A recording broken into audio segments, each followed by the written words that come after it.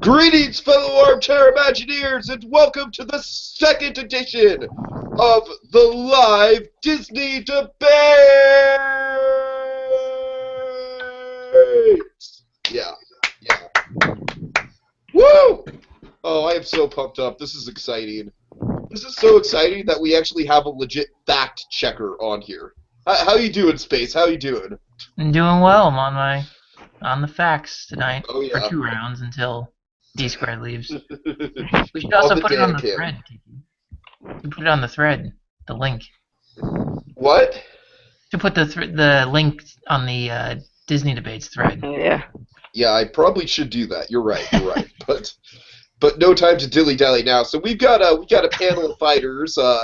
D Squared and Space are going to basically be teaming up, but before D Squared has to leave, Space is going to step in and be our fact checker. So, Sounds good. yeah. And then after D Squared leaves, you'll step in and do the fighting for him.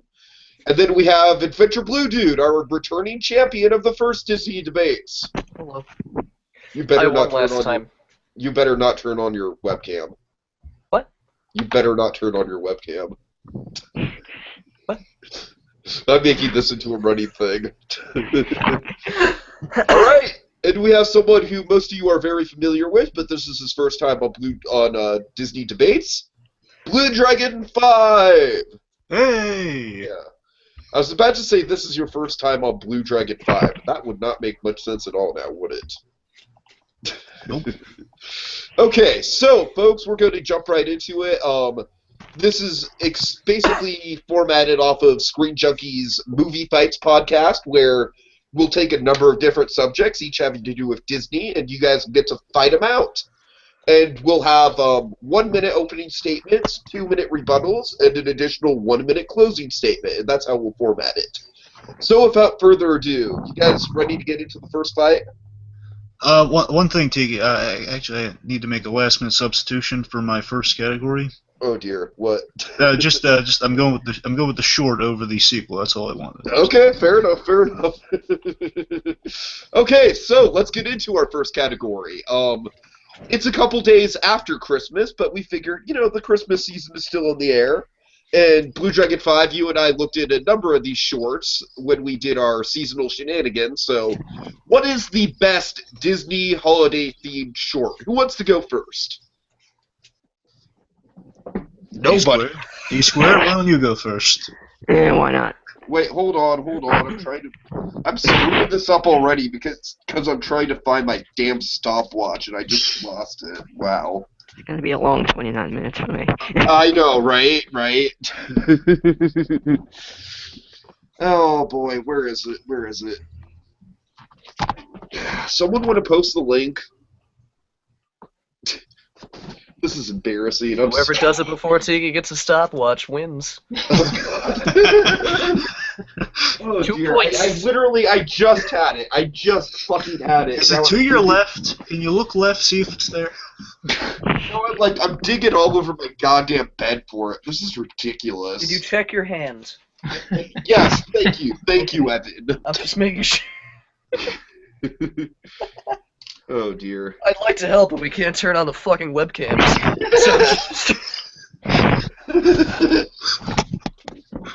Oh god damn it. We did it. We finally reached PG-13. We finally reached PG-13, yeah.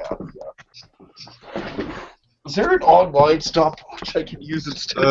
Yes. Is Google might there? have one actually. Do you mean you went out of your way to procure a stopwatch, and just because you've lost it, you're abandoning all hope? Is that it?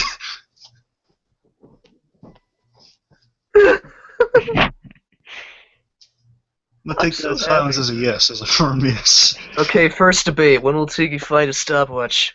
You know what? My opening I don't think he statement. will. He has a bad track record of losing props. That's my What is a statement. That's stopwatch? my statement. Webster's Dictionary defines stopwatches. I would say time, but we don't have a stopwatch, so I can't tell you. Okay. D Squared, would you like the rebuttal? Would you like the rebuttal? Has anyone posted this on the... Space, have you posted it while Tiki searches aimlessly for a stopwatch that's never been shown?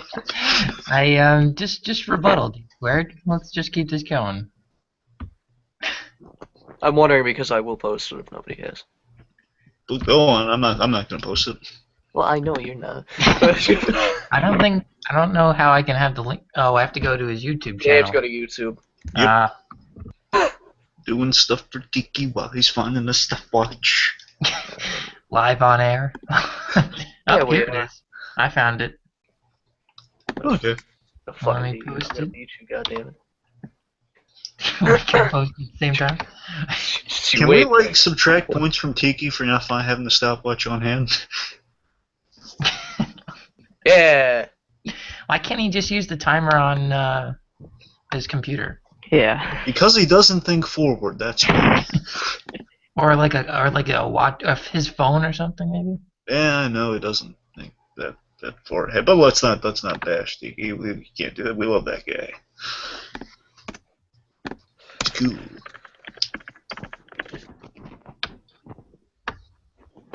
So how's everyone doing tonight in the audience? Let us know. Breaking the You guys fourth hear me? Yes. Well, now we can. Okay, Jesus Christ, I've been trying to talk for like 2 minutes. I found a stopwatch. God. Wow. Wow. Well, we couldn't hear you. I know. I realize that now. Sorry. squared. Sorry for mocking you. D squared. Oh, for God's sake. D squared. Are you there? Yes, I'm. Okay. Are you ready to go with your opening statement about the best Disney short? Yes. All right. Go, and I'll let you know when your minute's up. Go. Okay, so wait, is this? I have to adjust my microphone. Is this loud? That's fine. That's fine. All right, go. Okay, so I chose the original Prep and Landing, and oh,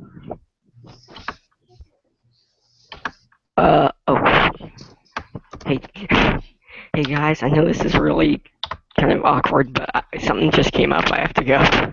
Oh shit! Really? Okay. Yeah. Well, Okay. space can slide in then. Don't worry about it. Okay. Yeah, it's not like I have anything planned for this one. Right. Right. Good. Okay. Go ahead and leave. Go ahead and leave D squared. It's all good. Have a great night. So, Space, why is Prep and Landing your favorite Disney short? Well, considering that, I'm so entranced by it. You know, I've never seen it before. It's a it's a marvel of cinematic experience. That's my opening statement. Good for you. Good for you. Wow. I'm sorry, is that a BS answer, or can I just take the original Prep and Landing back, or no? That's up to Space. You can do whatever you want. Space, do you have a backup favorite Christmas special off the top of your head from Disney? I can't hear anything. What? You sure? Oh, there we go. Yeah, you can hear us. Does Mickey's Christmas Carol count? Don't you dare. Kind of take. Yeah. Oh, it is? Step off. Well, not by myself, but by someone The only else. one I I'm can not think going to tell you who. Okay, really quick. Adventure Blue Dude, Blue Dragon 5. Do you guys just want to debate Mickey's Christmas Carol versus Prep and Landing, and then we'll go from there?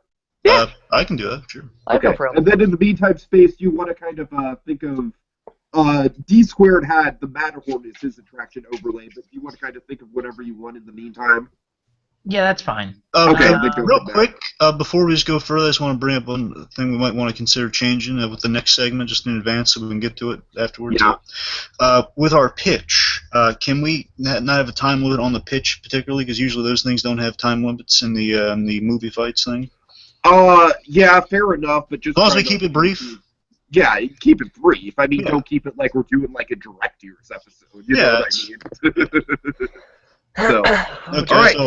Yeah, let's go. So who wants to go first out of Prep and Landing and Mickey's Christmas Carol? Whoever wants to go first. Blue Dragon 5. No, I'm not going first. Space, would you like to Alphabetical go? order. That is very No, true. Space doesn't even have a topic picked. It doesn't matter about small adventure to go first. One of you has to go first. I don't mind going first. Did you like me to go first? Yes, please go first. You got 1 minute. Go. Okay, so Prep and Landing, it's a special that added to the Santa Claus myth without taking anything away from it. It has some great atmosphere. It subverts expectation. It's got some dazzling animation. It's really great. Holiday special gets you in the perfect mood for Christmas. And That's it? Yep. Okay. All right. Cool. Adventure Blue Dude, you're arguing for Mickey's Christmas Carol. You ready to argue for that? Oh, I always am. Okay. You got 1 minute. Go.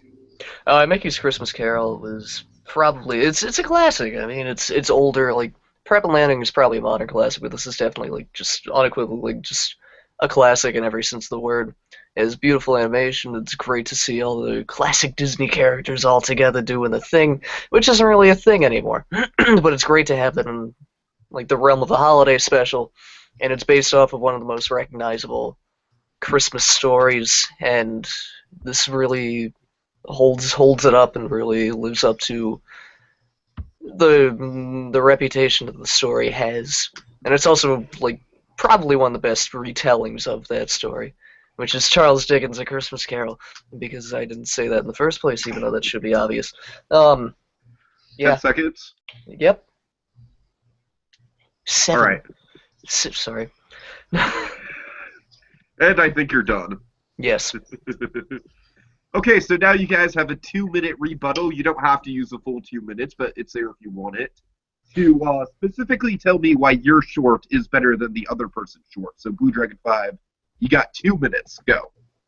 Okay, Prep and Landing is more of an original idea. Again, as I mentioned, it's adding to the Santa Claus myth. It's a story we know like the back of our hand, but it's kind of a different slant on that story.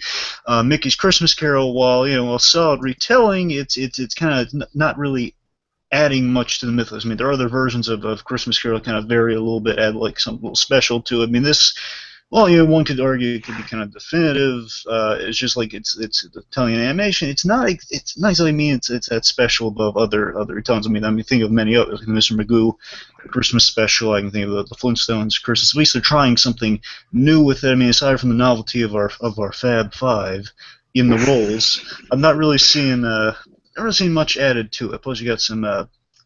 It's a short run time. I get that, and you can only tell so much within 30 minutes. But it's like it still feels as if we're missing something special to it. It's just kind of like telling us the skeleton of a story without the guts of the story, so to speak. Okay, that all you got? Yeah, that's all I got. Okay.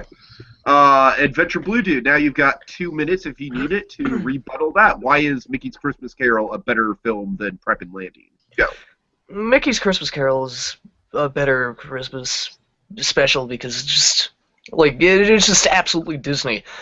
Really, the foundation of Disney and like their films or the animated features were in telling old stories. So in that sense, Mickey's Christmas Carol is much more fitting within that, and thus makes it more Disney in a way. The use of the Fab Five and the other characters from the Disney mythos, it really makes it more timeless because, as Blue Dragon 5 said, like Mr. Magoo and the Flintstones did the same thing. Those are very rooted in the 60s, and you can tell that there's something from the 60s where, with Mickey's Christmas Carol, it's very timeless, which works because it fits very well within the story, which even though it takes place in Victorian London, it's still a very timeless story. I would also argue that Prep and Landing is really something that basically any studio could do if they really wanted to. It's not really Disney. It's something I could see Aardman doing. It's something I could see a lot of things doing.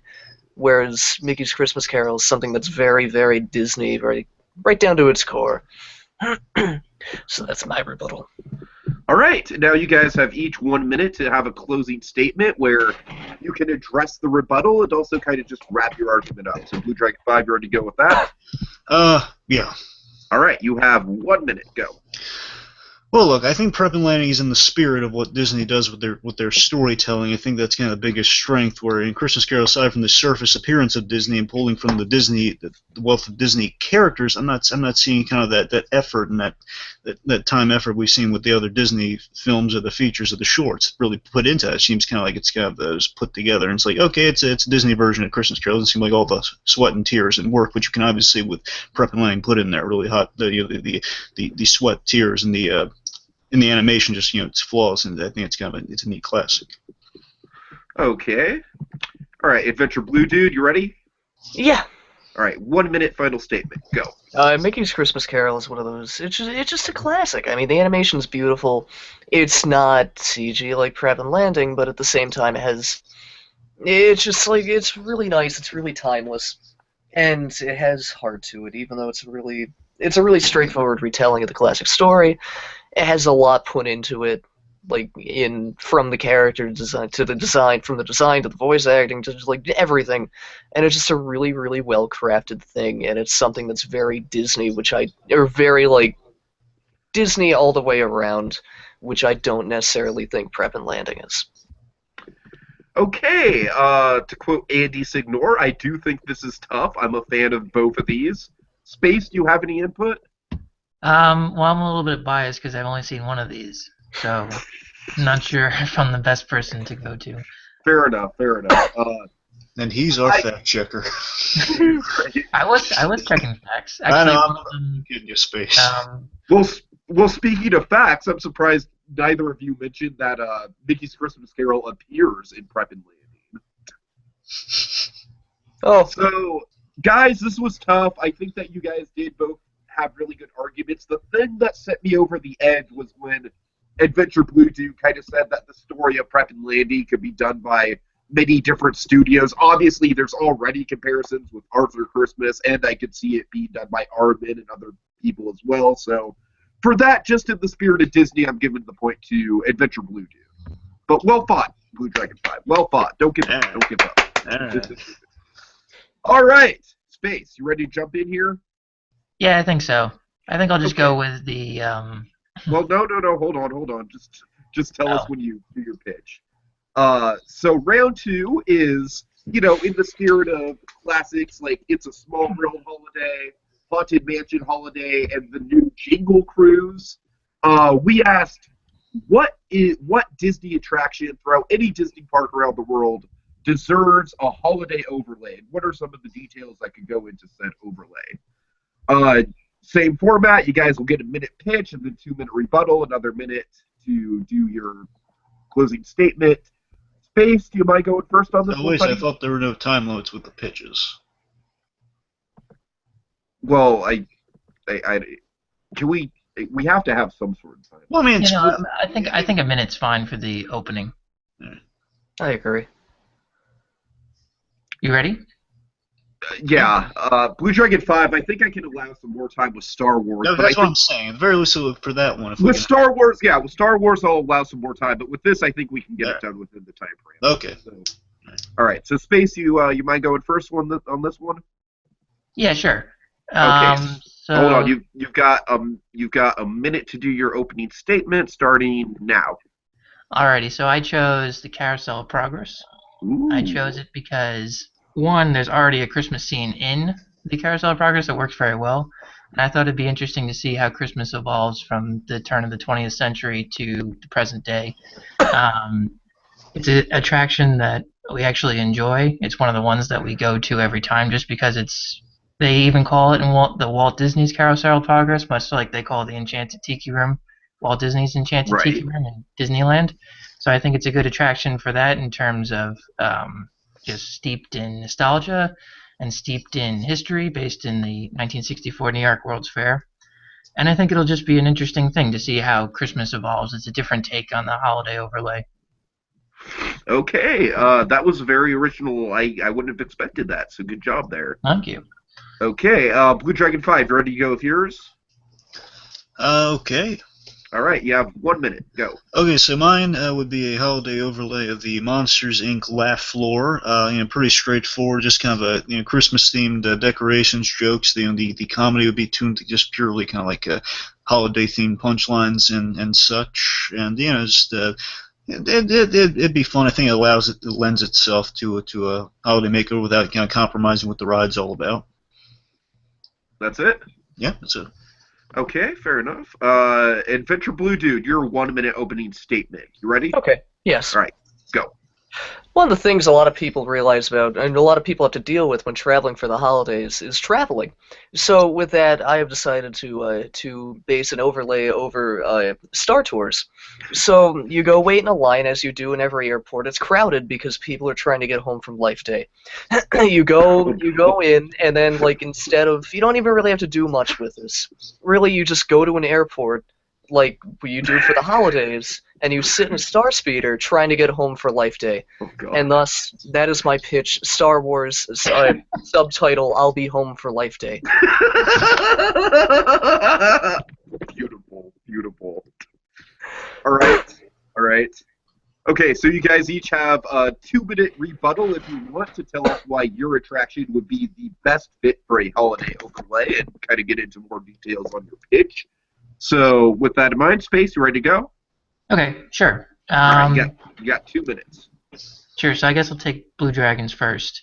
I think I think that one's kind of generic in the sense that while it would be interesting to hear holiday jokes and stuff, I feel like there's nothing that makes the attraction better. Like the Haunted Mansion holiday in Disneyland, in my opinion, makes the attraction better. And there's nothing that pluses the attraction just by making holiday jokes. It's more of oh, okay, it's Christmas time, we get it. And in terms of okay, the traveling one, I was laughing to myself on that one, but I would never want to re-experience holiday travel. So making a ride out about sitting in traffic and stuff, that would just be uninteresting to me. I guess that would be my one rebuttal. And I guess to get a little bit into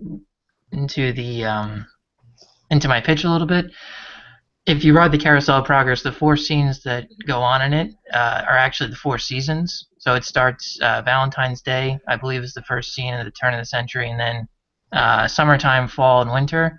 So this would be more about how through the years Christmas has evolved, and just showing how how the celebration has evolved. Maybe you can have a caroling scene in one of the earlier days to show, the time period and just general stuff like that, showing the history of Christmas. And I think that's a different take on the Christmas holiday overlay, bringing something new to the table rather than just, a generic, here's some Christmas decorations and some stuff like that. Okay. Blue Dragon 5, you've got 2 minutes. Tell me why yours is the best fit for a holiday overlay, and also if you want to get into some more detail about your pitch. Go. Okay. First of all, I think I can say what's kind of all of ours is that in an ideal world, basically our holiday overlay would just cover literally December. Ideally, December, May, a little bit late November. So basically, it would really be close to Christmas. It wouldn't be too unseasonal for any of the other. Well, that's the Haunted Mansion, who has to freaking be a holiday ride in October. Exactly. I'm saying this is ideal for a pitch. That's what I'm going and assuming we can have it that way. Okay, fair enough. So there's that. So I think the holiday themed jokes and stuff would be a little more kind of seasonally accurate, as with all of our pitches, though. But I got to. Adventure Blue Dude's point about the Star Tours there, I gotta say that putting it around the diehard Star Wars fans, I don't think you're gonna go for that, because one, the holiday especially leaves a bad taste in my mouth. I'm sure there's gonna be a lot of curiosity checking that out, but that's not the point. The point is sitting in the holiday traffic. I think the Star Wars fans would like that, but I don't think the general public would go for that sort of thing. We're just waiting around? Where's the humor in this? I mean, I think it's to a select group. I think that one might run into some problems. Carousel of Progress, I think that one's it's going out of its way to change the ride too much. I think the Mike Wazowski just telling jokes and the other monsters, maybe some seasonal monsters. That's not too much of a stretch. Just it's an interactive thing. Just holiday jokes. People send in some jokes if I'm not mistaken on some of that. So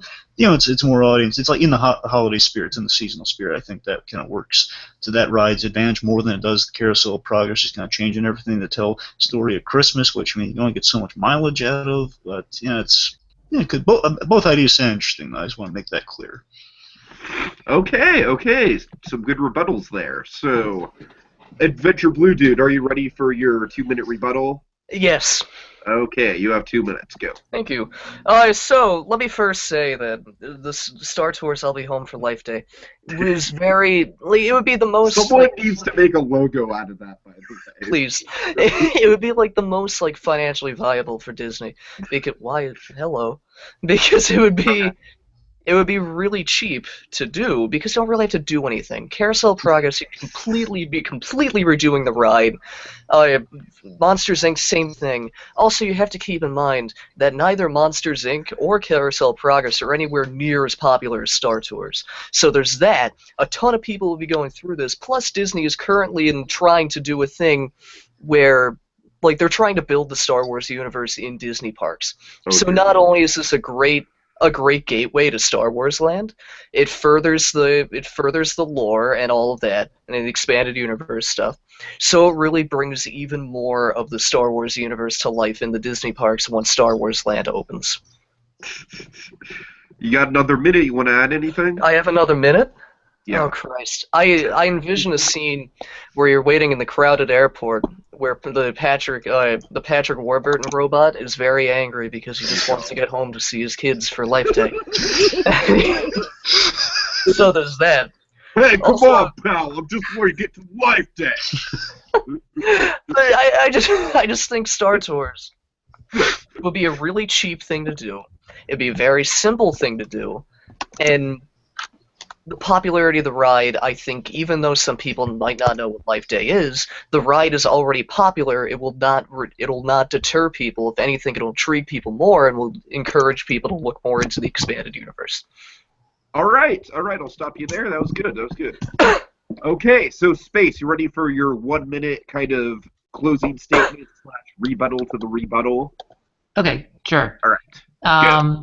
So I wouldn't be changing too much of the attraction, and I think it actually ties it actually evolves a lot from Christmas because Gene Shepard, who's the narrator of the dad in the Carousel of Progress, is actually the narrator of A Christmas Story. So it's kind of interesting to tie that in. So you could actually use audio from that, and also you don't have to do anything with the last scene. You can leave that alone. And then the other 4 scenes, it could be more about going through the weeks leading up to Christmas. So the first week in the 19th century, and the first week of December, and then the second week in the second scene, so on and so forth, leading up to Christmas Day, which is the last scene.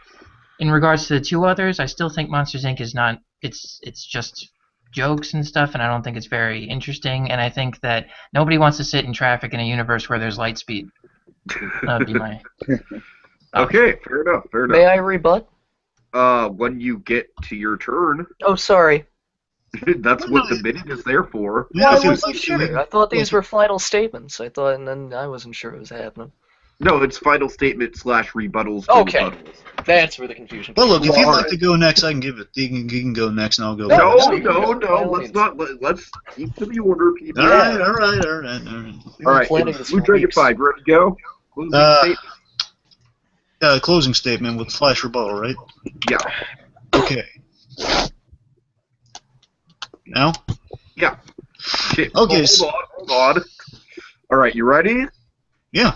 Okay, go. I just didn't want to give you that extra 5 seconds. All right, go. So really all I can say about the laugh floor is that, again, I think it just, in the spirit of what we're talking about here, it's the ride without changing it too much, without kind of making it in the sun that kind of it's different from what it is. So I think in the spirit of what the ride is, that it's true in that regard. Again, the Star Wars and traffic. I mean, I'd line up getting that ride in a second, but again, I'm not sure it really has the appeal it would take away from what the ride usually is for people. I think, oh, this is a little less than what I wanted. And again, Carousel of Progress, I don't know. Again, the history of Christmas seems a little less funny than jokes, or a little less entertaining than jokes. But again, I'm not saying it doesn't have any merit at all. It's just I don't think it measures up to what the ride usually is.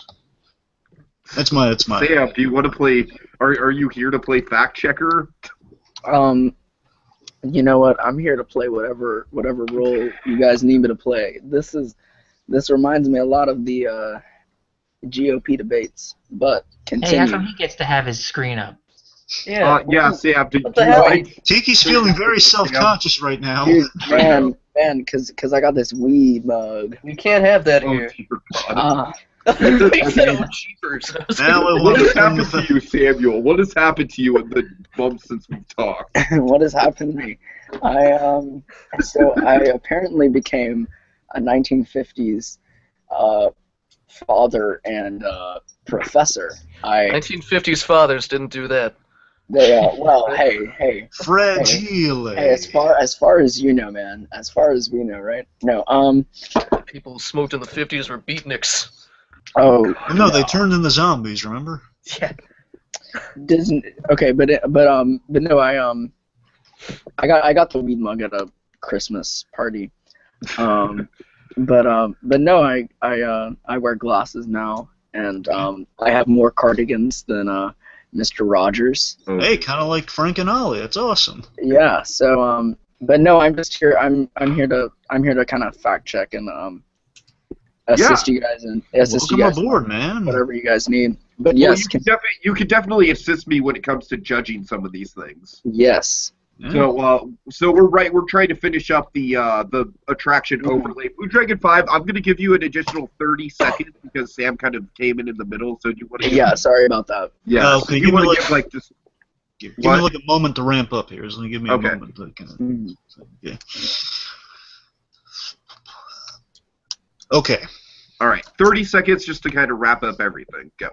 So your Monsters Inc. It's a thing. It's this Monsters Inc. Laugh where it's meant to kind of entertain people, and I think around the holidays, something they're included in is going to give them in the holiday spirit a little more than just kind of being told what Christmas is or being or waiting waiting in traffic. As awesome as that sounds, just waiting in traffic. All right, That's that's all. it. Yeah, that's it. All right, and Blue Dragon. God damn it, Adventure Blue. Get the names right, I know. or else Sam Doing takes your this for job. 2 years, damn it. Adventure Blue, dude. You ready for your 1 minute final Yes. statement? All right, Yes. go. What Space is suggesting is to completely refurbish a ride that hasn't been touched in 20 years except for the last scene, which is just like completely financially doesn't even make sense. But also, why would you not touch the last scene? What Blue Dragon 5 is suggesting is to take a not quite very popular attraction and just make Christmas jokes, which isn't really a change. What I'm suggesting is taking a massively popular attraction and not only expanding the Star Wars universe in the parks, which is what they're trying to do, but also create a different experience for guests to enjoy on Star Tours. Even Blue Dragon 5 said he'd ride it, and he said that he would go there, and he'd fucking run to it. So, honestly, that should be proof enough that this concept works, and it works better than the others. Damn. Okay. Damn, that was can I say it? Can I say this? That was you just trumped the stage. No. Sam, I'm having trouble with this though because first of all, I think it's easy to rule out space in this because space. I was intrigued by your pitch at first, but I think both of the other fighters did a good job of kind of knocking you out where it's changing too much about what the original attraction is, and But so is Joker's though. Yeah, that's actually a very good point. Doesn't change the attraction at all. You're okay, waiting. well, Jokers. My No, you're problem not. with- My You're problem not. with your pitch, Jokers, is like, does it really have to be that we're stuck in traffic? No, you're not. When I said there's you're stuck in traffic, I meant you're waiting in the airport. When you get in Star Tours, you're getting home for Life Day. Okay, so I wanted to see more of that. I wanted to see more of that in your pitch. Like, what exactly goes down during the ride? I think you concentrated a little too much on just the whole, like, oh, hey, it's a meta gag. We're waiting in the airport. Hurdy, hurdy, hur. So, for that reason, Blue Dragon 5 gets the point. Yay! Blue Dragon 5, just to clarify, I think yours was the least creative of the three, but by Damn far right. Damn, savage. That's a little harsh. But by far the most realistic. By far the most realistic. Okay, I would okay. never have- Open with realistic. All right. Tiki, are you saying that realistically speaking, Disney's gonna pick? See, actually, this is where I disagree with you. Because if you're saying that that the most realistic approach is gonna be the one that's the least creative, then I would disagree with you because No. But Disney is treating Star Wars completely different. They're giving Star Wars like the utmost creative Like, they're focusing all of their creative attention on expanding the Star Wars universe within the Disney Which is parks. why I don't And think I going like- all I out. like holiday Sam. special would work. Which would Disney touch first, Star Wars or Monsters Inc? Ooh, they're gonna touch Star Wars first. No, which would Yeah. Disney touch first, the Star Wars holiday special or Monsters Inc? I Doesn't think matter. It's Monsters Star Inc. Wars. No, Nobody they're says still the holiday they're Life still Day set up okay. an expanded universe. Who doesn't want to listen to Carrie Fisher sing the Star Wars theme song? That is It to true. Life Day. That mean, is true. I mean, let's be honest. I forgot to Yeah. mention that. That's the climax of every That ride. is okay. It's Actually, the entire song. that is my that is my favorite thing in the world. Is just listening to that. I mean, Disney, you know what Disney should should take like the audio from that and sell it on iTunes. Oh my god, they should just pipe it through the park. Oh, wait. Okay, we need to call up Imagineering and like get them to hire that because like, oh, that is a brilliant idea right there. I want the AT-AT to have a wreath around its neck. Oh god. That's Oh my what God. All right. I'm sorry. But I'm wait, sorry. But wait, folks. why are we throwing out spaces so quickly? I feel like you guys. I'm throwing out space because I feel like his got a little muddled in what the original attraction was meant to be versus what this is. Like when he Not started really. going into like, Carousel of Progress is a story of a family through time. But it's about yeah, the but when you progress of started going into electronics. like, oh, or like the weekly, You can talk about the electronics stuff of like Christmas. appliances, rather. I'm sorry. Okay, Christmas wait. lights. Let space speak. Well, Well, I mean, it's already over, and we should Yeah, probably. it's already keep going. over. I already made the ruling, so I think it's. I'm judging just based on the arguments Just that you based guys on- presented. So. Yeah. I would like to quickly say that I really like the idea, but I think it's a lot like Country Bear Jamboree when that had the holiday and the holiday and vacation overlay, where it just eventually became like unrealistic to maintain. And also, I feel as though with the way they've been treating Carousel of Progress, it's not terribly realistic for them to do. Well, they would never do this. Yeah. True. Okay, so let's move on to the headlining subject of the episode. I can't wait for this. I'm actually kind of surprised that Movie Fights hasn't done something like this at one point. Pitch a good Star Wars holiday special. Oh dear God, this should be fun. Okay, now just to clarify for formatting, I'm going to give you guys 2 minutes to do an opening statement, 2 minutes to do a rebuttal, 2 minutes to do a closing statement. You'll have a little bit extra time. Can it be 3 minutes for the opening statement? Uh, I'm just asking just for just a Actually, couple okay, can we add this to the debate setup where if you finish a statement early or like a rebuttal early, you can yield your time to like your closing or your rebuttal or your That next sounds opening. complicated. Yeah, Yeah, that sounds really I don't think complicated. that's a smart move. Okay.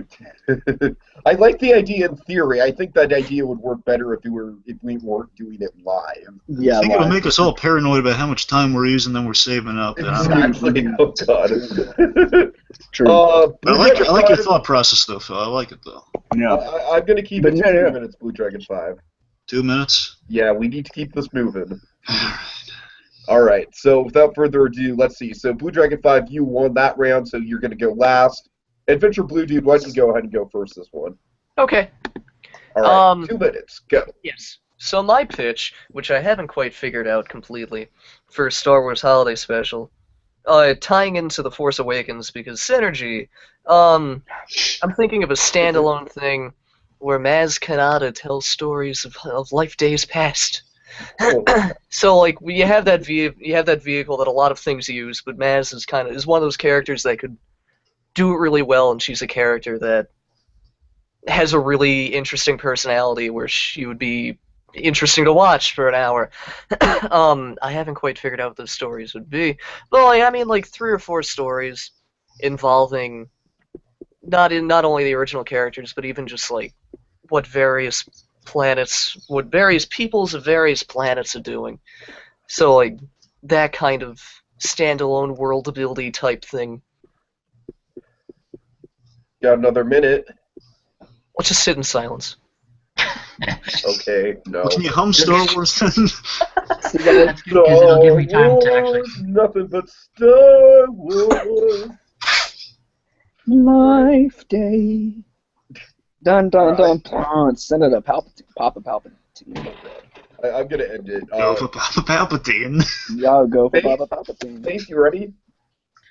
No, I was actually enjoying the silence because I was thinking of one now. Ooh, maybe we should continue the silence then. We've got how many? Let's give him a few more- seconds. Yeah, let's give him a little. Yeah. A little. I've never seen the holiday special, so I have no clue what's going on. Sam doesn't know this yet. So Oh, I am going to. No, could someone explain in like a sentence what I'm supposed to do here? okay, basically write or like pitch your own. No, I know that, but Holiday. like, what is the holiday special in like a sentence? Okay. So Sayra God. Kashyyyk.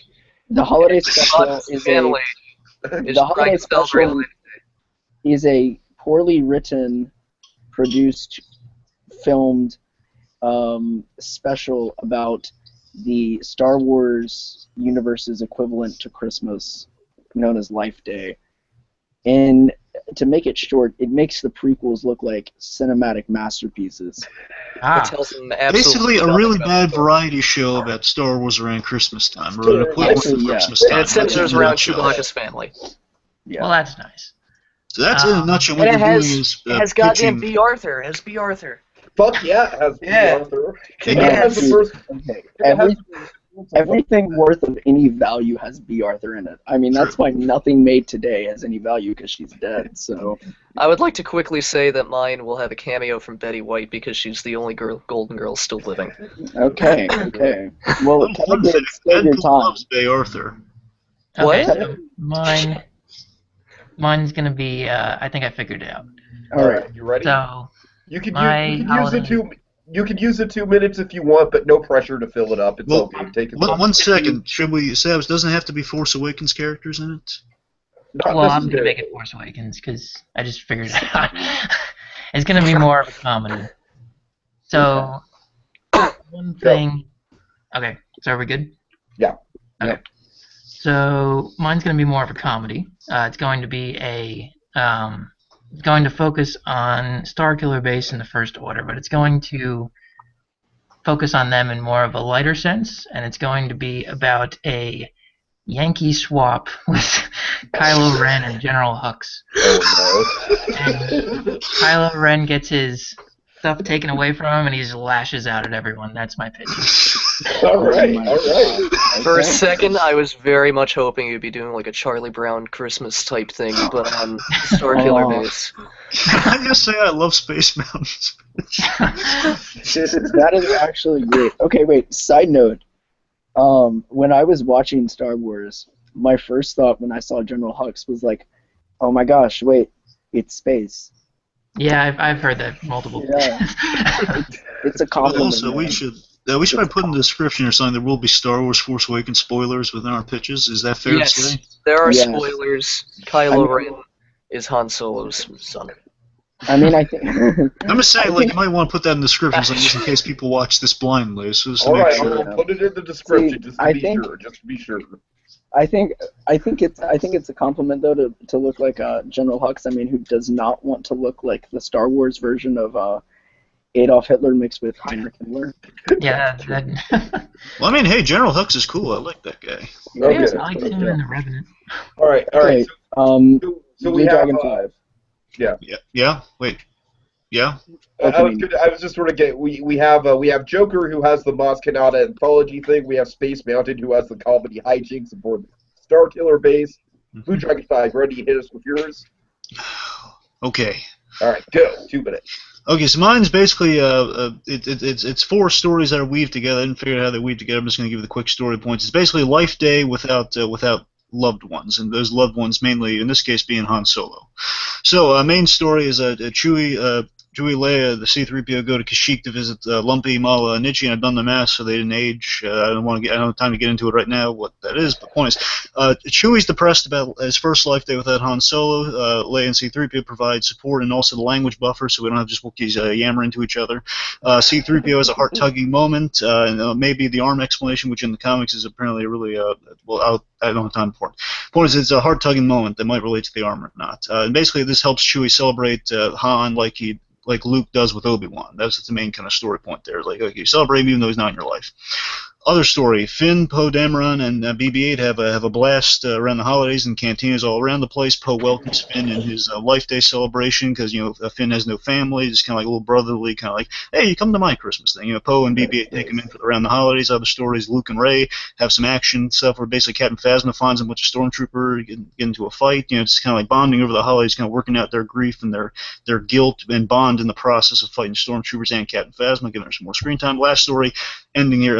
Kylo Ren, he's meditating and he has an internal conflict very similar to Darth Vader versus Luke Skywalker, basically a white version of Kylo Ren lightsaber battle against with a white lightsaber too, by the way. It's really new, really neat. Against Kylo Ren is like bang, bang, bang. Each lightsaber strike is like a flash of Han Solo, like trying to talk Kylo Ren out of the dark side. Ben, like the hand on the face, and basically each slash, and then the reveal is like the room is like completely like torched of lightsaber burn marks in the walls, but all curved by the Force, like outbursts of the Force. And General Hux walks in, he's actually scared of Kylo Ren. Like turns around the room like the stormtroopers did in the movie, like terrified, but now he's actually terrified of Kylo Ren, seeing all the damage and all the destruction. Yeah. Okay. Well, that was it. It's good. Okay. Good. All right. So, Spaceman, you went first this round. No. I'm sorry. Adventure Blue Dude, you went first. Yeah. So, you ready for your 2-minute rebuttal? Tell me why yours is better than the other two, and if you want, kind of expand on your ideas somewhat. Okay. Can I go? Yeah. Okay, so, really, Blue Dragon 5 doesn't really sound like a holiday. It doesn't sound like a special. It sounds like a movie. So in that respect, I don't really think it's realistic as a special. Also, I feel as though a lot of there are a lot of presumptions in the story and where it's headed. Like, we don't know if Captain Phasma's alive, so I think that isn't really something that could show up. I think you can confirm Phasma's alive. Has she been confirmed?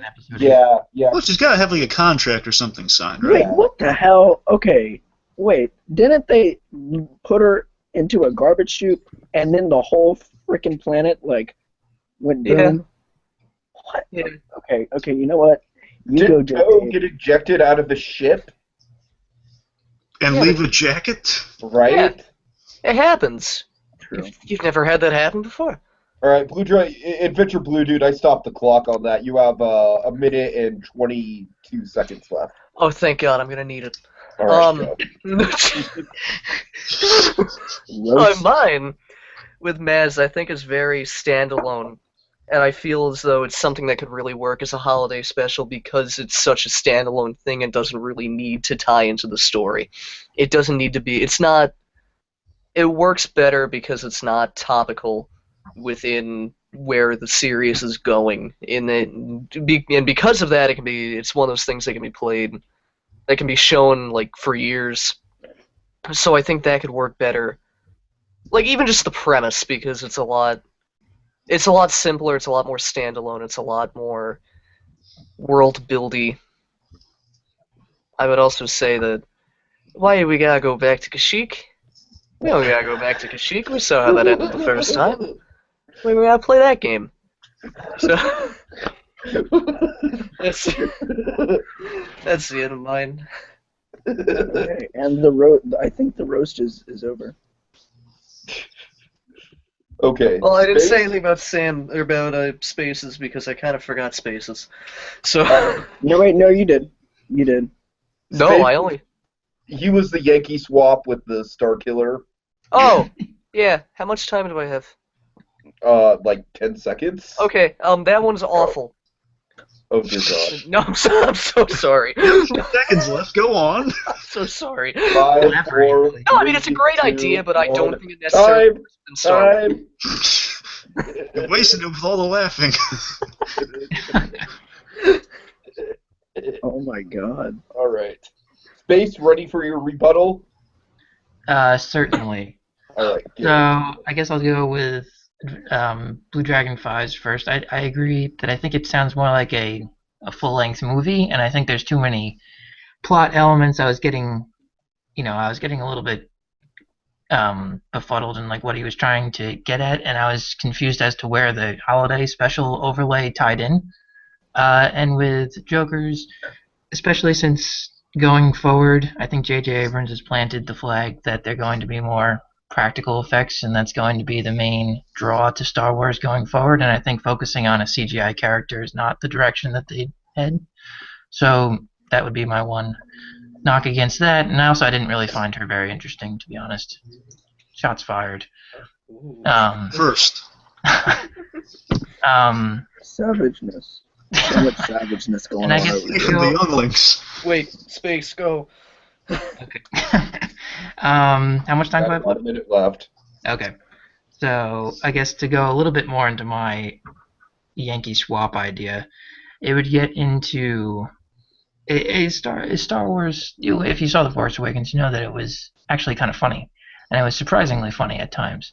And I think that Star Wars benefits from having a more comedic side to it rather than being all serious. So having a holiday special based on comedy, I think, would be good for the genre as a whole.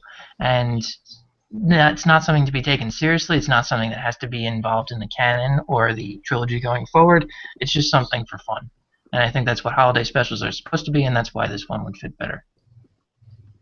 Okay, fair enough. Blue Dragon 5, 2 minute rebuttal / continuation. Yeah. Okay, well, starting with space, I think space brings up some excellent points, but the problem is it's comedy. Yes, it's very funny. It's just it sounds very interesting. The problem is that it's not enough to go on. It's just the comedic side of the First Order stuff going on there, which I don't think is going to be able to sustain a whole special or be able to take that seriously. I mean, I'm not saying it needs to be taken super seriously, but I don't think it's enough to go on.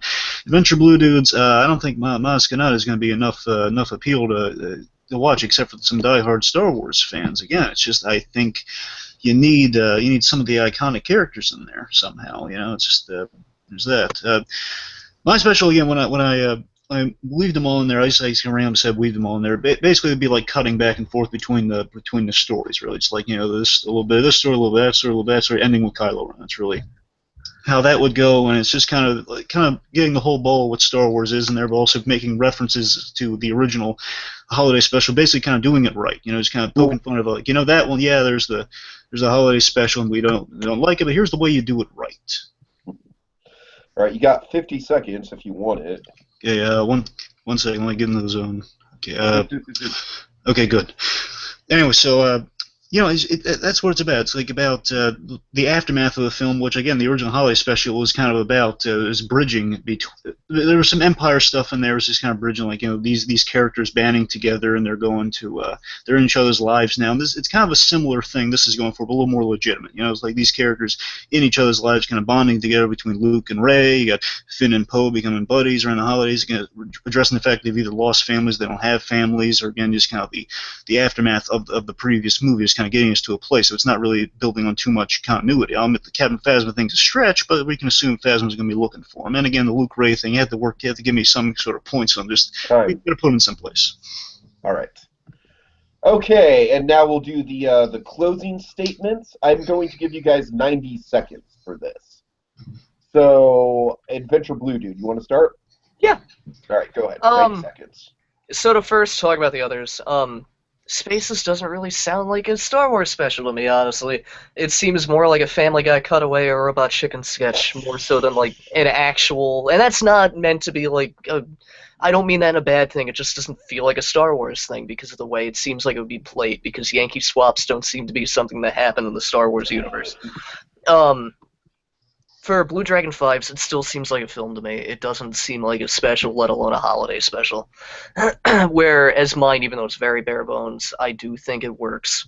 Or rather, I do think it could work. And though J.J. Abrams is very much trying to set up a let's use practical effects thing, I think that's okay still to use Maz Kanata just because they're pushing for practical effects doesn't mean there can't be CG as long as it's within reason, because nobody wants sets that are blue. That's really my argument, is that the other two don't feel like specifically Star Wars Christmas specials. Whereas, even though mine is very bare bones, I think it could grow into something that would be a Star Wars Christmas special. More so than the others. Okay.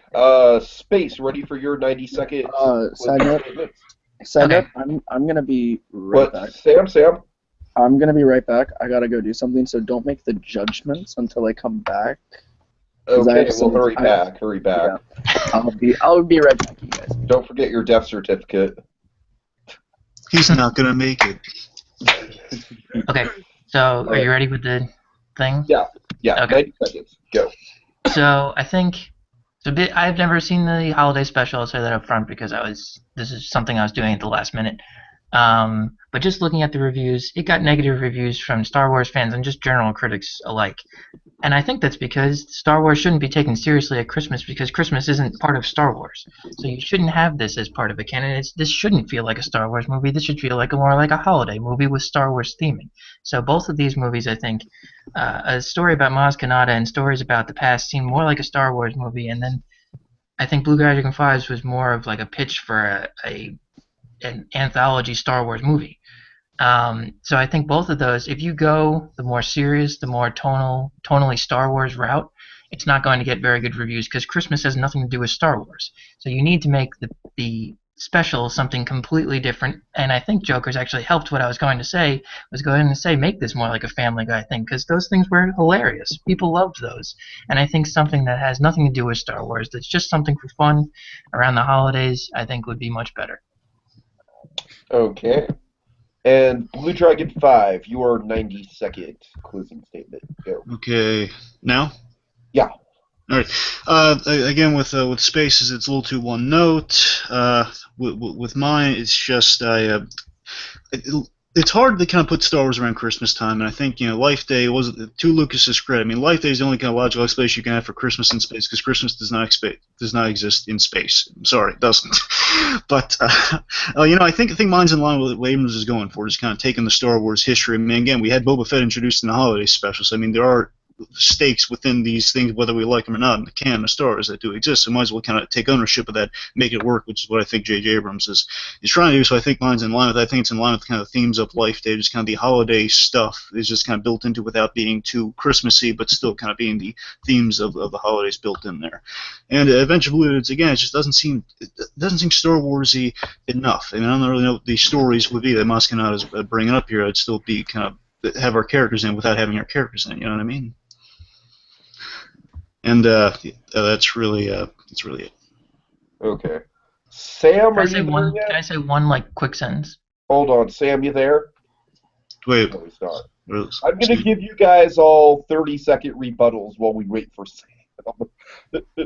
So, I just starting wanted to with say one thing. let's start with Adventure Blue, dude. 30-second rebuttal. Oh Christ. So, So, Blue Dragon 5's The Mind doesn't sound Star Warsy enough. Where, I would say that it is because a lot of Star Wars, this could be a lot of world building, and I think it could work really well because it would let us see things that we hadn't really seen before, which I mean the original Christmas special did, which didn't work, but this could possibly work. I like to think. Time. Okay. All right, Space, ready? Yeah. 30 seconds. I think the Empire in Star Wars actually lended itself to a lot more comedy than people expected, and I think the First Order, going off of that, in a family style. And, this is what I was going to say. Everyone keeps on saying that it's going to be more one note. Well, I would think something that airs on ABC or something would only be about a half an hour, so it wouldn't need that many characters. If you focus on the First Order for half an hour, I don't think that's too one note. And I think something more. What? Finish your sentence, but. Oh, sorry. I think something that's more comedic based and not taking itself seriously is better for a holiday special. I'm sorry, I'm purposely trying to be a dick with this time thing. All right, Sam, you there, buddy? I'm back, my friend. Oh, thank God! Thank God. Okay. So are we making? So can I do my critiques?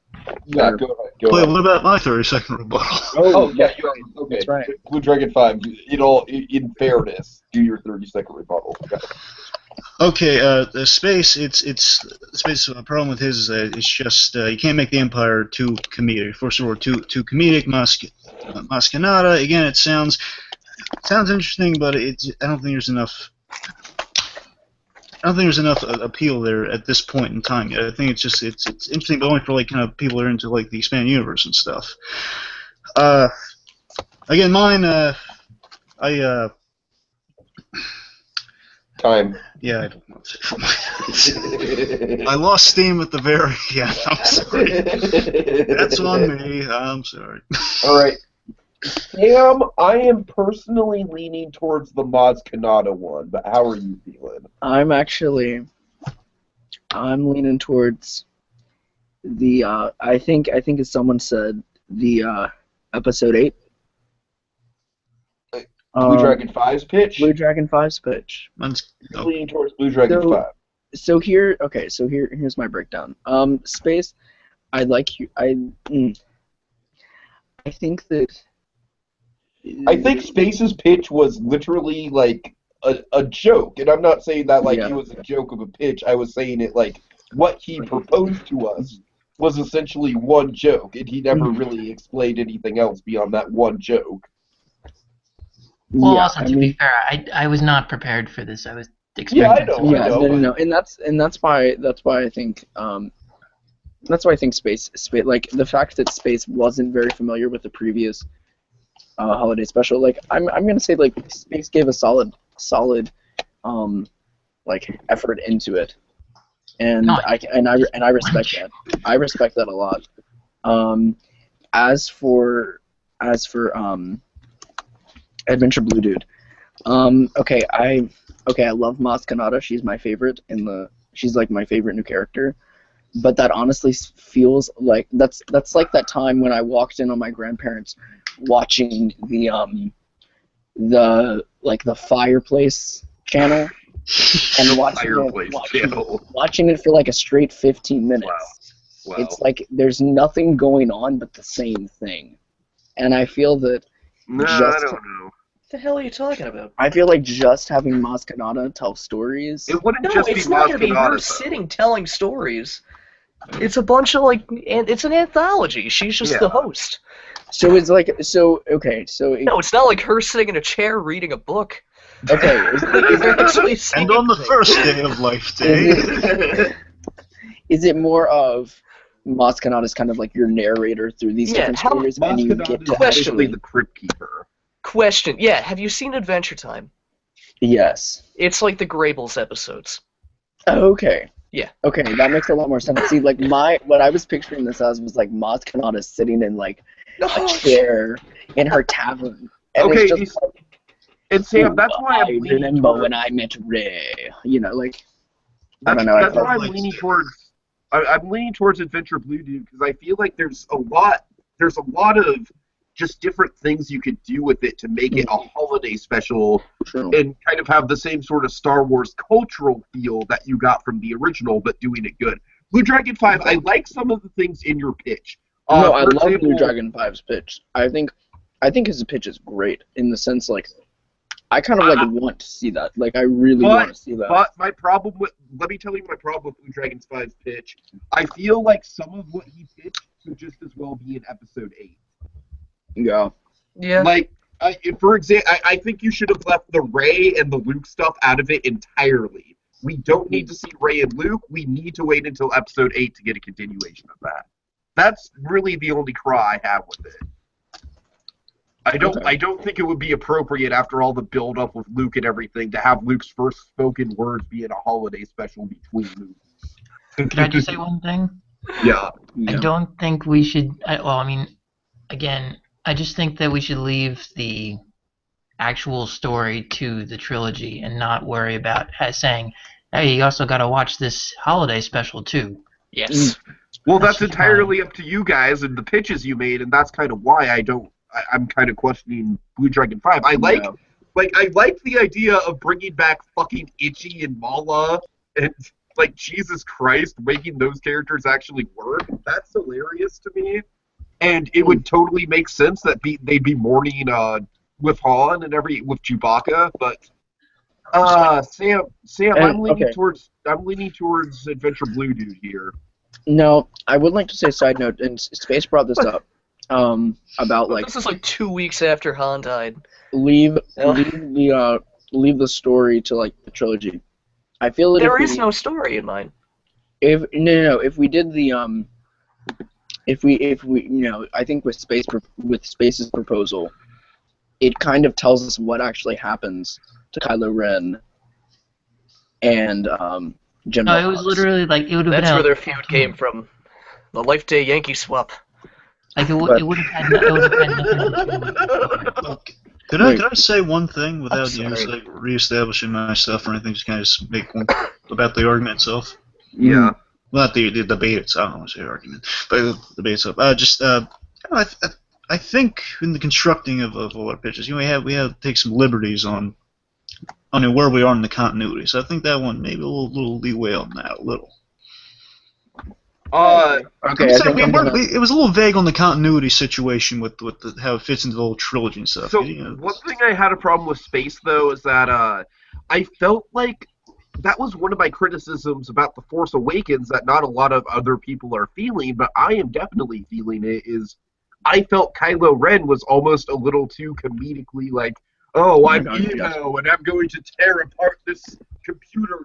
The first time he did it, it was funny. I thought it started to get a little one-note. Actually, all of Kylo Ren's scenes in the movie theater, I was like laughing. I was laughing harder than I laugh when I watch Amy Poehler and Tina Fey. That's kind of my problem with Kylo Ren, though. That's my problem with Kylo Ren is that he's supposed to be this like. I don't know. I'm very mixed on the Kylo Ren character. I'm just out of the loop when it comes to him, I guess. What is our language barrier? Because like, there's a word I want to use to describe Kylo Ren. I just don't know if it's Go all out, Sam. Okay, Kylo Ren's a pussy. Oh, I don't think that's fair. I think. Okay, it's like, oh my god, Mom and Dad, I freaking hate you guys because y'all are just like too awesome. So you know what? I'm gonna screw you guys and go to the dark side. Well, I mean, he did kill his father. That's pretty cool. No, he killed. No, it's not cool. No, it's I not didn't mean cool. the action. I was saying You literally just said like, oh, that guy killed his father. He's no, I didn't mean killing Han Solo's cool. I meant he killed the guy. The only reason he killed his father was because he felt like that would help him feel like actually like join the dark side. All right, I'm making the rule, and I'm giving Adventure Blue Dude the point. Yeah. Okay. I'll agree with that. Because I think his is the most open-ended. His fits the format of what the holiday special could be. And it becomes like a nice bridge, I think. Yeah, certainly. It becomes like a timeless kind of thing.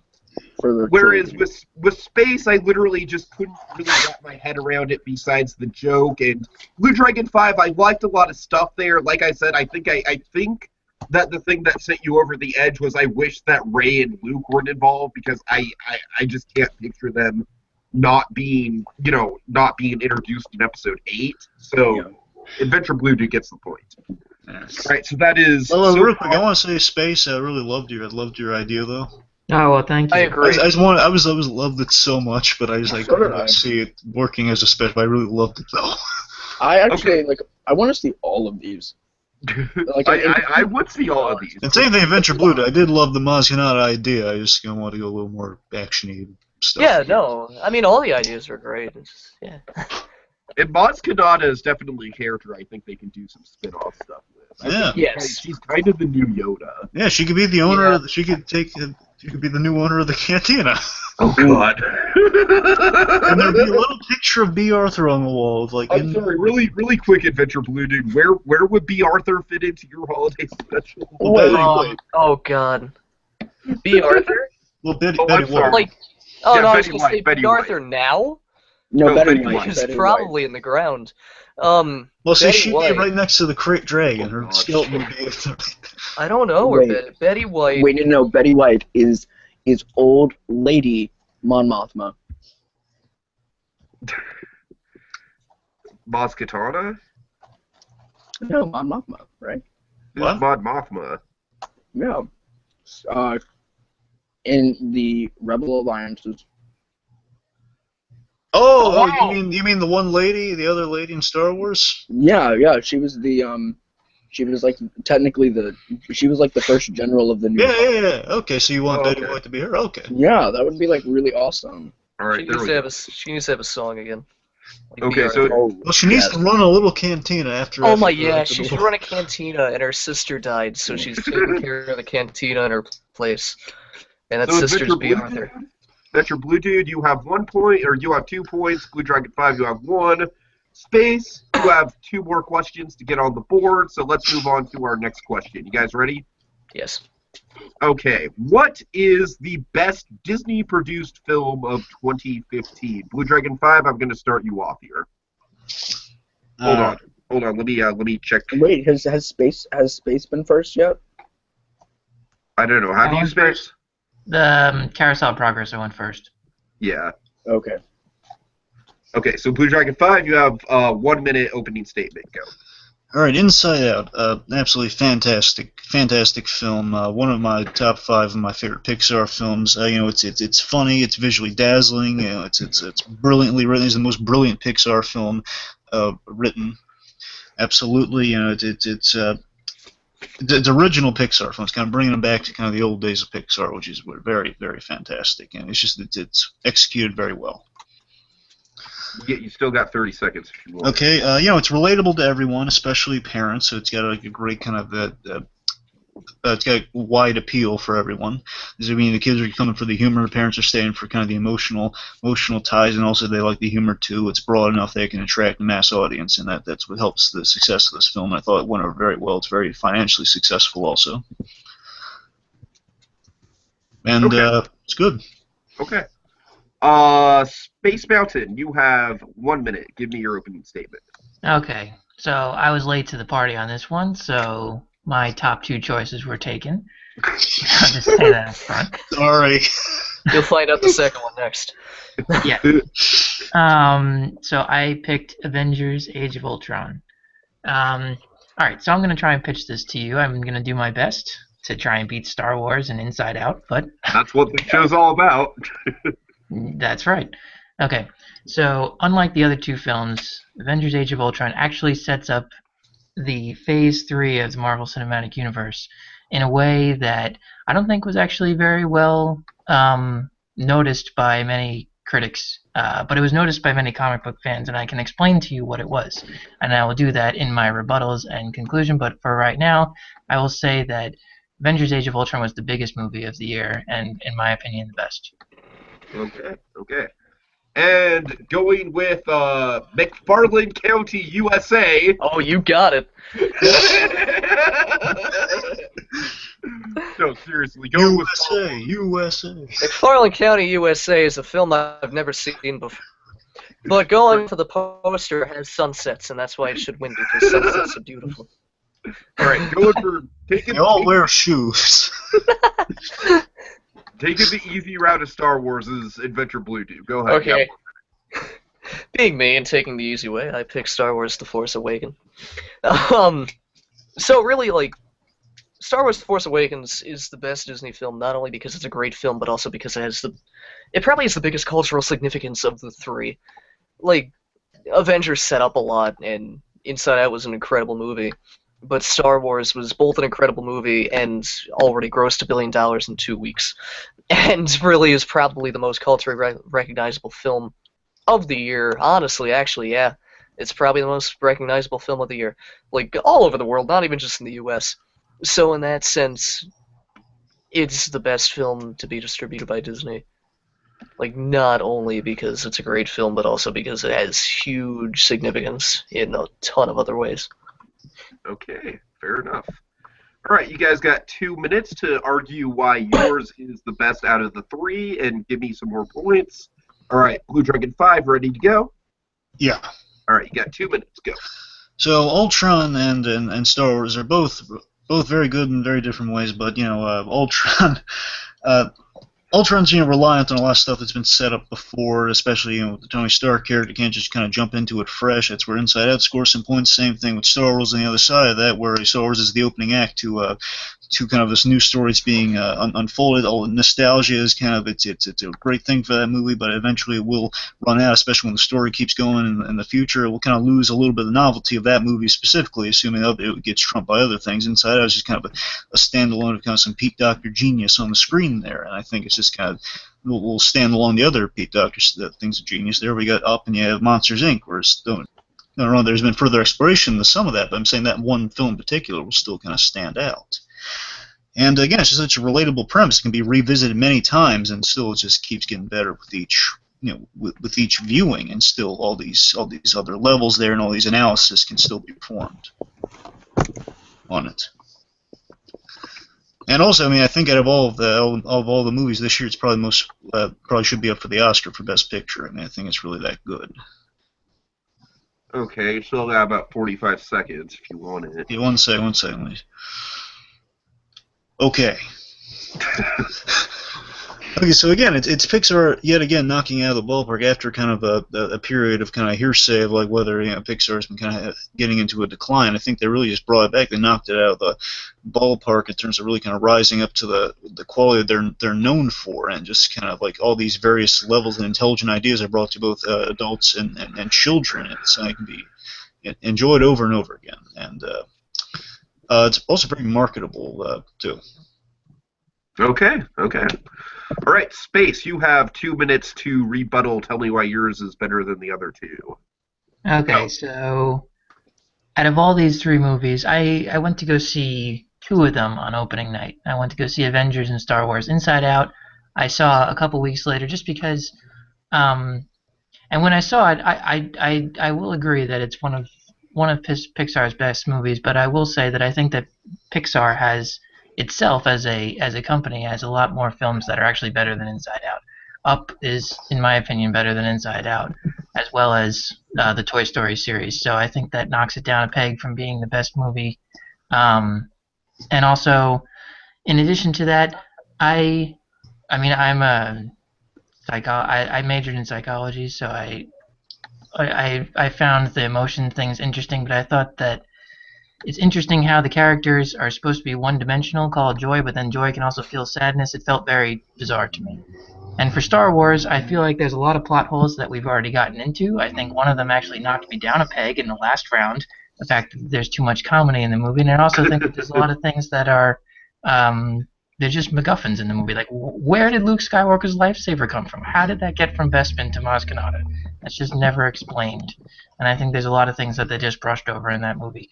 In terms of Avengers, I think that sets up an entire... Marvel itself is the #1 grossing box office company overall, with over $8 billion at the box office through their 12 films or whatever. And Avengers Age of Ultron is one of the highest grossing films, the highest grossing film of Marvel this year, and sets up an entire Phase 3 of films, including Captain America Civil War, which is one of the most heavily anticipated movies of 2016, and it sets it up very well with the Civil War-esque couple scenes in the movie. Also sets up Black Panther, also sets up Thor Ragnarok and Avengers Infinity War leading forward, and I think that with all the juggling acts that Joss Whedon had to do with this film, it actually lends itself to a great viewing experience. Okay. All right, let's see. I actually lost track. Who are we on now? Me. Yeah. All right, that's what I thought. All right. Metro Blue Dude, your 2-minute rebuttal. Tell me why these are not as good as yours. Go. So The Force Awakens and Avengers Age of Ultron are really similar in certain ways, but the real difference is that with The Force Awakens, what The Force Awakens and Avengers both do, Star Wars does better. Because, like, both are really setting up for a ton of things, but with that, Avengers somehow bit off a little too much and didn't quite work as well as it could have. Whereas Star Wars really, really, really works. It has plot holes, it has problems, but, I mean, Avengers did as well, and frankly, they're worse and more glaring, and it doesn't quite Star Wars did. Speaking about Inside Out, I agree there were better Pixar movies that have been made. Inside Out's an incredible film, but there have been better, and there will be better. Whereas Star Wars, I've said it a billion times, but it has a huge cultural significance, and I really think the franchise is on the upswing, and really it's all thanks to this movie in a way, because this is the first real Star Wars film in 10 years, or 33, 32, if you really want to play that game, but, it's just great because they tried doing so many things and it treaded some ground that's already been treaded before, but what it did really, really, really super well. And yeah. Okay. All right, and now I will give you guys a 1-minute closing statement. So, Blue Dragon 5, you want to start us off? Sure. All right, go. Okay, so Inside Out, I think it stands out so well as kind of this super relatable idea to everyone. Again, it brings out the emotions quite literally in people. You know, there are many people have phrased things, have coined phrases like pull out the inside out tissues. You know, because I think it's warranted of that with that brilliant writing, with this great voice cast you have there. It's a great little standalone piece of Pixar. Of course, there are other. It's all about preference on which Pixar film's better. Well, now I'm saying for this year, independent of everything else, I think this year really kind of knocked it out of the. I think it was just really great this year. You know, I think it really just kind of topped the charts in terms of quality without factoring in all this other stuff of like how it fits into a continuity, how it pays off things. It's just there for enjoyment on all fronts, and I think it delivers in all those aspects. And, Okay. yeah, that's it. All right, Space, your 1-minute final statement. Go. I think Avengers Age of Ultron had the most bang for your buck in terms of movie. I think Star Wars was a very good movie, but I also think that there were several glaring plot holes to me that I've already stated, and I can state more if I had more than 1 minute. And in Inside Out, I thought it was a great movie. You know, I get very emotional about it, but I also think that there are better Pixar movies out there, and this one, while it resonated with me, it didn't resonate with me as much as others. Avengers Age of Ultron actually was, I was excited coming out of the movie. I was pumped. I think that there's a great future ahead that this movie actually set up for the Marvel Phase 3. I think characters like the Vision and Scarlet Witch are going to be two heavy hitters coming forward. And I think it also set up Black Panther very well with Andy Serkis as Ulysses Klaue. And I think it brought the Avengers together in a way that was much different than the original Avengers, which I think is good because it didn't just retread the same things as most sequels do. It took it to the next level, and I think that made it a better movie as a whole. Okay. And then finally, we have Adventure Blue Dude. Ready for your final statement? Tiki, you're kind of out of Yeah. line there. You're hard to hear, Tiki. Can you Yeah. hear me now? Yeah. Yeah. Yeah? You can hear me now? Yeah, you're good. Okay, cool. All right, Adventure Blue Dude, ready for your final statement? Yep. All right. So, okay. So Inside Out, though it's an incredible movie, Star Wars. Yeah, I mean, Inside Out's just a standalone movie where Star Wars was kind of made to set up a bunch of things, and as I said previously, it did that in space and did it very, very, very well. Though Avengers: Age of Ultron was trying to do the same, or doing similar things, I don't think it did what it was trying to do quite as well as Star Wars did. And because of that, I think Star Wars is the best film. And not even just because of that, but also because of the cultural significance that it has and how it's really broadened Star Wars even more so into, like, I keep saying that, but like more into the popular culture, more into popularity. Because though it has been popular, it hasn't been this popular in quite a while. Yeah. All right, so Sam, here is where I stand on this one. I actually think Age of Ultron is the weakest movie. I actually think Space Mountain gave the best arguments. Or actually, yeah, Space gave the most passionate argument. Yeah. Not only did he give the most passionate argument, but he convinced me well. Because in the beginning, I was like, okay, this is gonna go to I think Inside Out is the best, and he not only put me on the fence, but he put me leaning towards Age of Ultron. Blue Dragon 5, I think you have some very standard praise of Inside Out. It's not really anything we haven't heard before about that movie. Mm-hmm. And Adventure Blue Dude, I think what hurt you, and you kind of could admit it towards the end, is you got a little bit repetitive, oh, it's pop culture phenomenon. That was basically the only argument you had.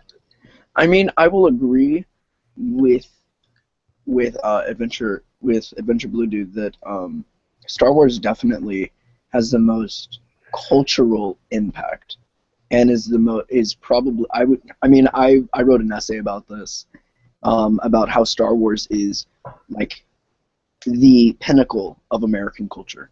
Out of everything that America has created, Star Wars is kind of the climax of American culture. So it's definitely like the biggest cultural film. But I think space makes a very compelling argument about how Age of Ultron, with regards to set up the future of an entire series, how Age of Ultron really sets that up and kind of sets up the future for Marvel. And you know, yeah, you can make the case that Star Wars does the same, but I think I'm gonna go with Age of Ultron. I think Star Wars sets up one movie very well, whereas Age of Ultron sets up like an entire phase. Yes, Age of Ultron sets up an entire new generation. Yeah. So space, I think you get the point. I think your underdog status in that round paid off. Congratulations. All right. Sounds good. Thank you. For the record, I will say that both of the other movies I liked better. I mean, like we said though, it's all about the passion and the actual debates involved. I think That there's is a lot true. of passion. Can I make two observations? Sure, Yes. sure. One is one to point out any circuses in two of these movies. That is true. Secondly, I wanted to point out that, I mean, all three of these movies are really awesome. Yeah, Yeah, I would say Age of Ultron is awesome. But you guys like picked really good stories, or not stories, but films. okay, so here is where the score lies. We have Joker, or Adventure Blue Dude, who has 2 points, and then Blue Dragon 5 in Space, you all have 1 point. So if Joker wins this, then we'll go into kind of a... There's going to be a tiebreaker regardless, if it's going to be for second place or for first place, but we'll figure it out when we get to that. So with that in mind, let's get to the final main topic of the night, which is pitch your favorite, or pitch the movie you're most looking forward to in 2016. So who has yet to... Wait, I thought we were pitching it to you specifically. We gotta rephrase it, Tiki. Otherwise, it's not a debate. We gotta rephrase it. It's Okay, so pitch to me. Okay. Why you think I should see this movie in 2016. you gotta convince him why he should see a movie. Yeah, okay. And who wants to go first? I've kind of lost track at this point. I think went I'm first next. last, so it's I think it's Space goes first. I should probably go first this time. Okay, fair enough. So you ready, Space? How much time do I have? You have 1 minute for opening. Alrighty, sounds good. All right, go. So my movie that I'm pitching to you is Star Wars or Rogue One: A Star Wars Story. I hate that title, by the way. But Yeah, it should just be called Star Wars, and I don't know. I'm just gonna call it Rogue One. Yeah. Well, I'm getting off to a good start. You already hate the title. I'm pitching this movie for a few reasons. One, because as we just said in the last round, and if you just look online anywhere and look at Box Office Mojo or anywhere, Star Wars: The Force Awakens made $1 billion in 12 days. That's incredible. It's gotten the universe back on track. It's a universe that has many, many followers, and this is taking that same story and bringing it back 40 years to a time in between the prequels and the sequels, to a brand new story with completely different characters, completely different score. Alexandre Desplat, or whatever his name is, from the Harry Potter series, is actually doing the music for this film. He's won many Academy Awards for his... That's it? Yeah. All right. Sorry. You'll have 2 minutes to rebuttal. So, right. Adventure Blue Dude, you want to go next? Yep. All right, go for it. You have 1 minute. Okay, so Tiki, Yes. you got to hear me out on this one. I'm hearing you out. I'm hearing you You out. know the Enchanted Tiki Room? Yes. You can sit in a theater and watch a movie with the same design for an hour and a half, All right, I'm listening. and thus Moana. It's a movie with a Polynesian flair, which your name also has a Polynesian flair. So, coupled with superstar wrestler Dwayne "The Rock" Johnson, you got yourself a Polynesian passion. Some I'm literally dying right now. Like I'm about to be dead, man. you okay? Okay. No, I'm dying of laughter. Like Okay, good. Adventure Blue Dude, you want like 15 more seconds or something? did I? Do you want 15 more seconds? Oh, I thought you said it went over. No, I don't know. That's my argument. Okay, fair enough. And Space, we're so dead. Space, we're so dead. I know. Yeah. All right, 1 minute, go. Okay, I'm pitching, Tiki, that you see Captain America: Civil War. I mean, for many reasons here. So, one, it's it's a big story from the comics that in many respects shaped the Marvel Cinematic Universe. I mean, look at Iron Man, the ending of Iron Man. It's a big scene from Civil War. It's all been kind of building to this moment here. It's made by the directors of Winter Soldier, and it's intended to primarily be kind of a sequel to that. With all the Bucky stuff, which it was kind of the heart of that movie, which looks very interesting. It's calling Tony's mistakes into question, and again the effect on the MCU will be the result of that. It's going to be a big old shakeup to kind of kick off Phase 3 after Ant-Man. It's a big status quo change. Before Infinity War, there no spectacular powerhouses like Hulk and Thor. It's very character driven. You got Black Panther, you got Spider-Man being introduced, more Ant-Man, and some potential deaths. I mean, there's a lot to look forward to with this movie, and again, overall, more Captain America, great movie franchise. I mean, come on. All right.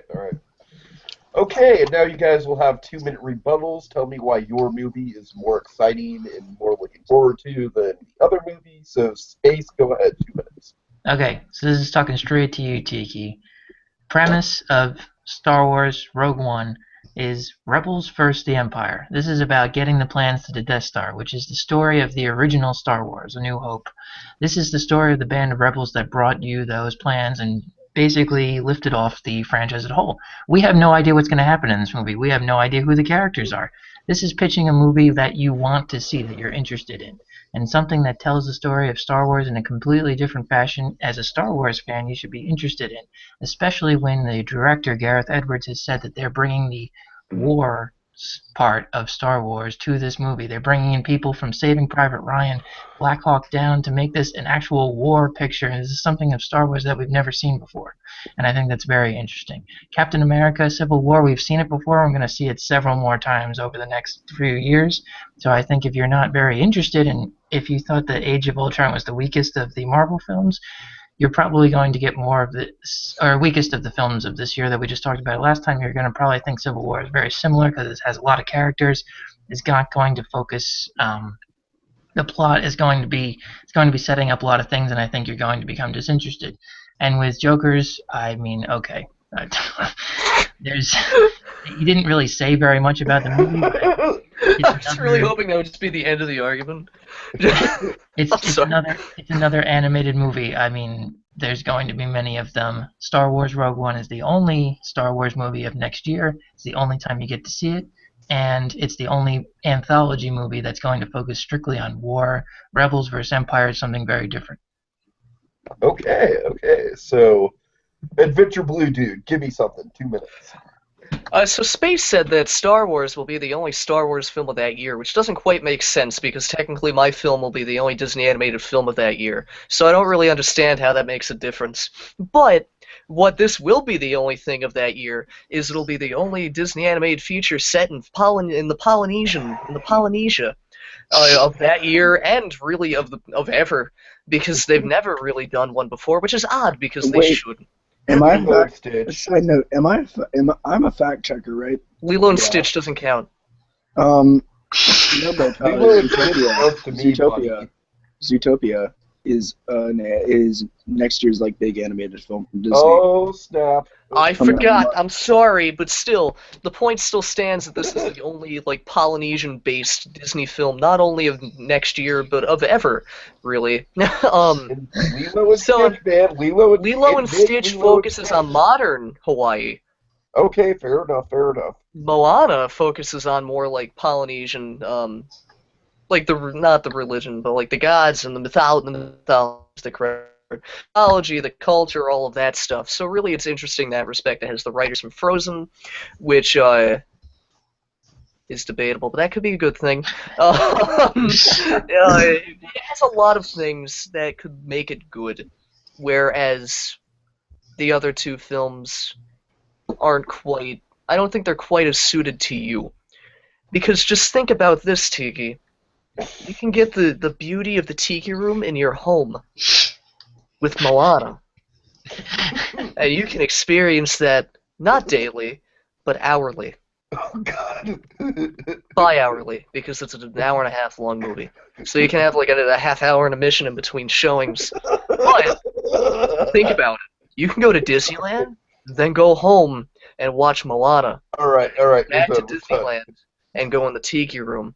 Then go back home All and right, watch you're done. Moana. We're going over time now. I get it. Wow. Okay, Blue Dragon 5, 2-minute rebuttal. Go. Okay, well, let me say this. So again, there's Rogue One is a gamble. It's a big gamble. I mean, Gareth Edwards, with your experience, Tiki, I know you're not too crazy about the guy. So I mean, am not too crazy about Gareth Edwards. So there is a risk there that if he can pull this off, which is a very ambitious idea, which has been stated before, and it's a big thing to take on. It's a big thing for him to take on again. Originally, there was some speculation about him taking on Boba Fett. Now, I'm not saying that was either they scaled him down to this as like a little bit of a safer bet or not. I don't know, but something to bear in mind. Gareth Edwards, people were really split on Godzilla. Anyway, Moana, it's interesting, but again, it's in a similar vein. It's very ambitious. Can Disney kind of turn back the clocks, go to a Polynesian thing, pull it off? But mainly, my main concern with that movie is if they can do the Tiki God stuff, because I know it's a big stickler with you, and I'm just worried if they're it's going to be. If Dwayne "The Rock" Johnson could be like what we feared Olaf would have been, that might be also another issue. Or again, just all the Tiki gods being misrepresented, which could be just like there's the wacky gods. There's people who are acting like the Tikis. We don't know. It's well up there. Civil War again is kind of it's been building to this moment that we now have these established friendships. I mean, now they're being really tested in this emotional story. Again, the Bucky Cap stuff has been building for 2 movies now. Winter Soldier makes me cry. You haven't seen. You haven't seen those. It's like the Iron Man, Captain America thing's been building for a while. I mean, it's all kind of coming to a head without kind of just the big speckle of all the Avengers. Because again, Hulk and Thor out of this equation. It's really just kind of about you have one side really cool, diverse characters that are probably going to lose the battle. You have the other side, Cap with the underdogs. You have the other side with the really kind of big powerhouse characters. But still, I mean, it's a question: who do you root for when you love all the characters? It's going to be kind of that's more of a war movie than the other one, if you ask me. It's a war of dwarves battle. Yeah. Okay, so Space, you have 1 minute. Give me a closing statement. Okay, so this question is about which movie are you most excited for in 2016, right? Which one are you most interested in, correct? Convince me why I should be interested in it specifically. Oh, well, we changed the question? All right, I'm cutting Can I fact check something real quick? Is this my... Yeah. Well, I thought you didn't start yet. I'm sorry. Okay. I stopped the clock. Okay, what's the... when does Moana come out? 2016, I looked at it. I know the year, but I'm talking about like the month. November, right? Is it November? I mean, okay, most Disney animated films come out in like March and November. Okay, thank you. That's all I need to know. Go ahead. Space, you have about 40 seconds left. I lost my train of thought. Can I just give me like 2 seconds? Start over? Yeah, sure. No, you can give me the 40 seconds. Just I need to remember what I was going to say. Oh, yeah. Okay. Yeah. All right, 40 seconds. Go. Okay. So this is pitching. Basically, Star Wars Rogue One is something that you've never seen before about Star Wars. This is something completely different about characters who you've never seen before. This is something that you should be excited for because this is telling a completely different story. Yes, it is a risk, but that's something that you're supposed to be excited for. You're excited for risks. Marvel Civil War, I know what's going to happen at the end of that because all of them are signed up for Infinity War, so none of them are going to die in that movie. And Milano, yes, it's just another... I'm not really too interested in that movie just because I haven't really heard very much from Joker's pitch to get me interested about it, so Tiki must not be interested in it either, other than the fact that it's related to Tiki's, whereas Star Wars Force Awakens just set up an entire universe, and this is going to bring it to the next level next December. Time. Yeah. Yeah. Okay, let's see. Adventure Blue Dude, 1 minute closing statement. Go. Okay. Are you getting tired of Marvel? We've had almost 2 Marvel films a year I am. for the past while. So really, and it's kind of going downhill in quality, which is subjective, but I honestly think it is, and from what I've heard from you, you seem to think it is as well. So honestly, do you really want to go through more of the same? And for Star Wars, there'll be other Star Wars. This is a different type of Star Wars, which is interesting, yes, but there'll be other Star Wars, and there's like 5 other Star Wars films coming out. But what hasn't been done before is something like Moana.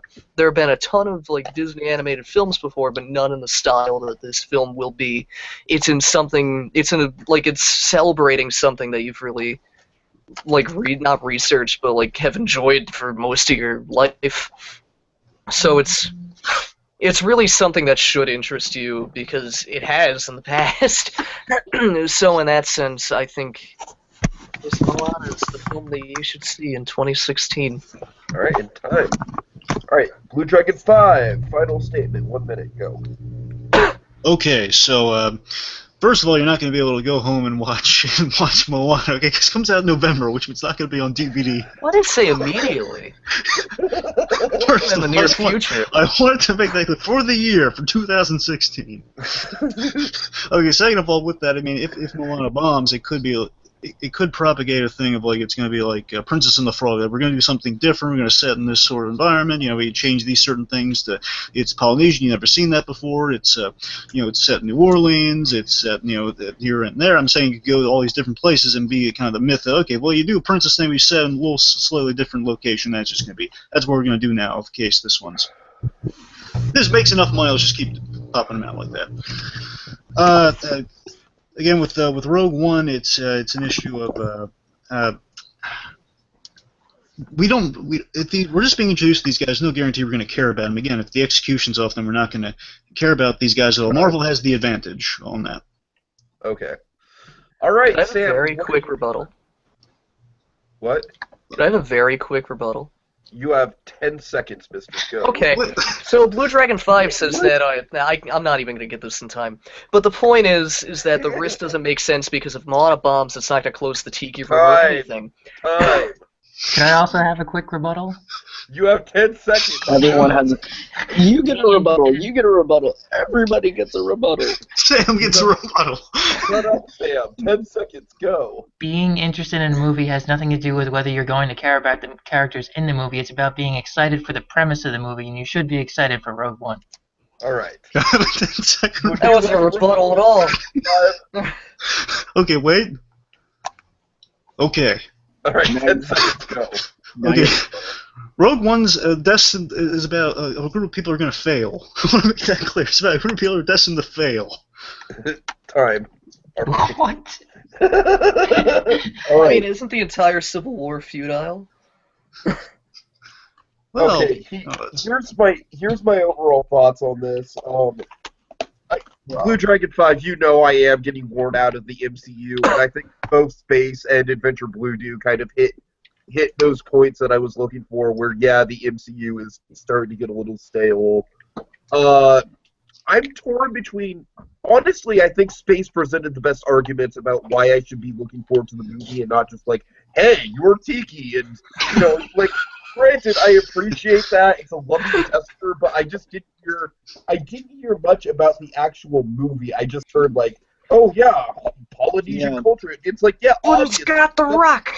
And I also didn't hear much about like what that film's gonna do for Disney Animation and like where it's gonna take it. And I think I'm like, fucking obviously, like, you don't have to tell me that I'm gonna be excited for Moana because it's got Polynesia stuff in it. Like that.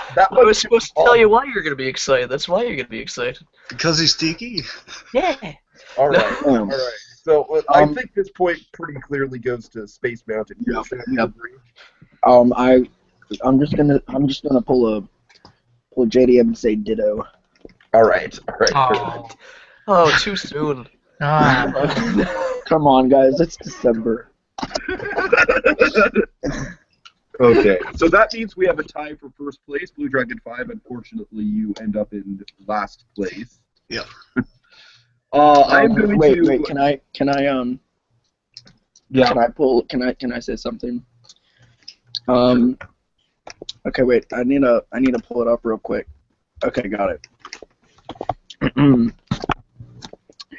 Due to having the lowest number of points, Blue Dragon 5 will not participate in the next round. I don't know, wait, is that how we're doing this? What? Yes, thank you for that. Sam, I'm actually going to kind of do something very impromptu, and why don't you go ahead and pitch a two-way question to Space Mountain and Adventure Blue to break the tie? Oh. So they have to, like, pitch something to me? Sure. All right. Okay. Pitch to me why you think or pitch to me, who do you think out of Tom Staggs and Bob Rasulo, who will make the best Disney CEO after Bob Iger resigns? Okay, just to clarify, do both of you have enough information to go on based on what you know about these two? Not at all. Not really at all. I didn't think so. Real quick, Okay. can I help you factor a decision, Tiki? Just can I listen in and give you some what I thought about it? Oh yeah, sure, by all means, by all means. Can we do like an attraction or something? Like which one's best? Sure. Yeah, Sam. Yeah. It's up to Sam, but I just don't think a shareholder thing like that's. What about best? Okay. what I about am a best Disney shareholder, director? damn it. All right. I have one No. share in Disney. No. Okay, wait. Okay, wait. Ooh. Okay, wait. I've got something in mind. If you can't come up with anything. I have something like it's kind of CEO related, but it's also comedic, and I think like people know, and I think these guys know enough about the two people like Okay. to say something. So the question would be, who would make a better CEO for Disney, Donald Trump or Michael Eisner? Michael What do you Eisner. guys think? Jesus. I don't know. Yeah, I mean, sure you Eisner, want to pick yeah. that one? Mm. Just, I don't mind. I mean, I don't really. I think the obvious answer there would probably be Eisner. yeah. Oh, no, man, Donald Trump, you guys. Who does not want Trump? Who does not want Trump International Epcot? Come on. Can we just have him pick He's gonna directors or block out the something? Brazilians. Okay. Okay, you know yes. what? You know what, Sam? Yeah. Tiki, Sam. you do the question because Yeah, I you're don't screwing have around. anything. You're screwing around. No Yeah, I screwing don't- around in shop class. I don't have a Shop glass? question. All right, Tiki, what do you got? There's a machine do you for miles. What? Okay, best direct-to-DVD Disney sequel. Go. What the heck? Oh, Best directed that's DVD. good. Shit, I need to think about this. Yeah, I need to think about this too. I haven't watched a lot of directed. Aladdin. I watched these when I was like 5. Well, pull something out. Beverly Hills Chihuahua 3. Oh my god. The Lion King 1.5, or Lion King Okay. 2. Wait, Mine- Beverly Hills Chihuahua was Disney? Yes. Ah, nobody picked Aladdin. All right, Space. Are we going with 2 or 1.5? Which are they both direct to sequel? Yeah. Oh, I'll go with Lion King 2. Joker, do you really want to go with Beverly Hills Chihuahua 3? Really? Yes. Oh dear. Okay. Okay. Since this is a short one, I'm going to give you guys a 30-second opening statement, 1-minute rebuttal, and 30-second closing statement. That sound fair? That's fine. Yes. Okay. Joker, you go ahead and go. 30 Okay. seconds. So, Beverly Hills Chihuahua 3, Viva la Fiesta, or in English, Live the Party, is an incredible film. It's probably the best out of the Disney film mythos. Dear God. Lopez. Do you know who else? Goddamn Ernie Hudson. Black Ghostbuster. He's a dog too. He's in this. It's great. Tom Kenny, SpongeBob is in this. It's a great film because it follows Mexican culture and it really looks into Chihuahuas, which is great because not a lot of films look into Chihuahuas and they wear hats, Right. which is adorable. Time. All right. Wow. Okay, Chihuahua's wearing hats and the Black Ghostbuster. That's some facts to measure up to. Yeah, he has a name. Winston said more, okay? So it's been said. Okay. So, Space, you ready? 1 minute? Okay, sure. Or I'm sorry, 30 seconds. 30 seconds. Yes. So I picked The Lion King 2, Simba's Pride. It was released in 1998, I believe, about 3 or 4 years after The Lion King came out. And with all direct-to-DVD sequels, you're not really expecting the best of movie quality. You're just expecting something to entertain you. And with this movie, I was entertained.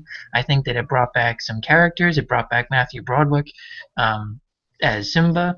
And I think it was just an all-around solid direct-to-DVD sequel. Time. All right. Now you have a 1-minute rebuttal to answer why, and kind of if you want to get in a little bit more about your film, but also to answer why your film specifically is better than the other film. Adventure Blade Dude, 1 minute, go. Beverly Hills Chihuahua 3 is the better of the two films because even though both films feature talking animals, Beverly Hills Chihuahua actually was able to train animals, unlike The Lion King. The Lion King opted for animation, which frankly is a lesser art form compared to actually visually editing real dogs to make them talk with George Lopez's and Ernie Hudson's voice. So really, which would you rather see? The cartoon lion, or the Chihuahua wearing a sombrero, dancing about, living the party, voiced by George Lopez of The George Lopez Show? Viva my 20 Dios. seconds. Oh, I still have time? Yeah. So I'm just 15 gonna seconds. go over this quick. They're all standing in front of a pool. There's a huge crowd of them. And by a huge crowd, I mean about 8 of them, in front of 7 rather. I'm sorry, I can't count. In front of a pool with the title Beverly Hills Chihuahua 3 Viva la Fiesta. Poppy, who is George Lopez's character, is wearing a red sombrero. All right, Poppy wears red sombrero. Good place He's to pulling it stop. off rather well, honestly. All right. Yeah. Wow. All right. Space, 1 minute rebuttal. Why is Lion King 2 better than Beverly Hills Chihuahua 3? Go. I think that Lion King 2 is designated for. It's not designated to win an Oscar. It's not designated to win an Academy Award. I don't think Beverly Hills Chihuahua 3 Viva la Fiesta is also in that category as well. But if I was going to sit down and watch one of them, I'd rather watch something that brings back some nostalgia to The Lion King. It brings back some of the similar characters. And I enjoyed the movie as a kid, and I think kids enjoy the movie as well. I think Lion King is a series that brings about. It's one of the best Disney animated series, and with the sequel, I think that it did its job as a sequel in a direct-to-DVD movie. Beverly Hills Chihuahua 3, I only saw half of it, and I shut it off because I was losing brain cells watching it. So that's my argument against it. Okay. You watched Beverly Hills Chihuahua 3? Yes. 20 minutes of it. I'm so sorry. Also, I might point out I was kind of disappointed. I forgot to mention this, but I was kind of disappointed that none of you picked The Jungle Book from 2016. I was actually very disappointed nobody picked Aladdin. What, Aladdin? Aladdin 2. Where he gets married. And like he meets his father. That's 3. Like, Yeah, that's 3, Sam. that's 3. I'm going back ways, but I'm talking for the 2016 round. If you wanted to win me over, The Jungle Book was the movie that I'm most looking forward to.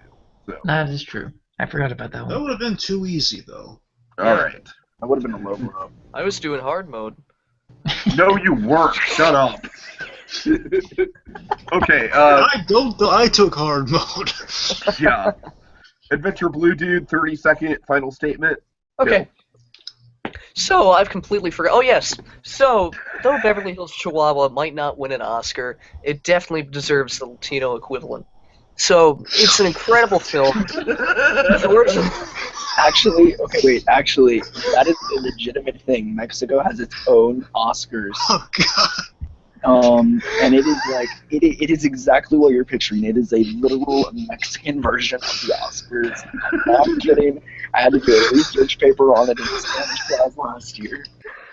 All right, Sam, you interrupted, so I'm going to give Joker 20 more seconds. That was a fact check, by the way. Thank you. So, really, this is the most well-crafted of the films. It's directed by Lev L. Spiro, who also directed, he directed Wizards of Waverly Place and an episode of Orange is the New Black. And a few other... he directed an episode of Jonas. Time. Okay, wait. I can't. I literally can't. Orange is the New Black, man. Oh my god. All right, space, round us out. 30 Well. seconds. Space, go. Come on, beat Orange is the New Black. All right. Crazy eyes. Beat the crazy eyes. So I'll try to keep some sort of argument here. I just think The Lion King 2 is you're more you're more safe with that movie if you're going to pick one of the two. I think you'd actually be somewhat entertained by The Lion King 2. I think it'll bring back a little bit of nostalgia, and also the director, Daryl Rooney, was a visual effects animator on Tron, so there you go. Fair enough. Okay. Can we guys all agree that space wins? I mean, No, we cannot all agree that. I can go into why Space Wins. Okay, as someone who has unfortunately seen both of these terrible films, You poor soul. I'm surprised like half of the people in this hangout have seen Beverly Hills Chihuahua 2. I'm Okay. surprised as well. I've seen. Yeah, Jesus, I've get it seen- right. I've seen 2 is a I've lesser seen- film. Don't you mean Jesus? Oh, Jesus. I was No. half hoping that the Mexican Oscars would be called the Oscars. No, oh my God! No, wait. Literally, it is. I think that's its name. Like something like Good. that. You see, Good. the Oscars have like a little mustache painted on them too. God, oh, come on, guys. Come on. No, Alright, now we're It getting looks this. cool. I'm just saying, it's a little mustache painted on them. Bienvenidos a la Oscars 2000. Okay, let's finish this up. Okay. Okay, Congratulations, Space. Well, Oh, wasn't wait. expecting it. As soon as you said, like, as soon as you made the point of the whole 2D animation, I knew you weren't taking this shit seriously. I mean, he really I mean, lost. really, you should have known that from the time I said Beverly Hills Okay, Chihuahua wait. 3. When he said Beverly Hills Chihuahua 3, like I'm like, okay, this is not gonna be a serious pitch. I know.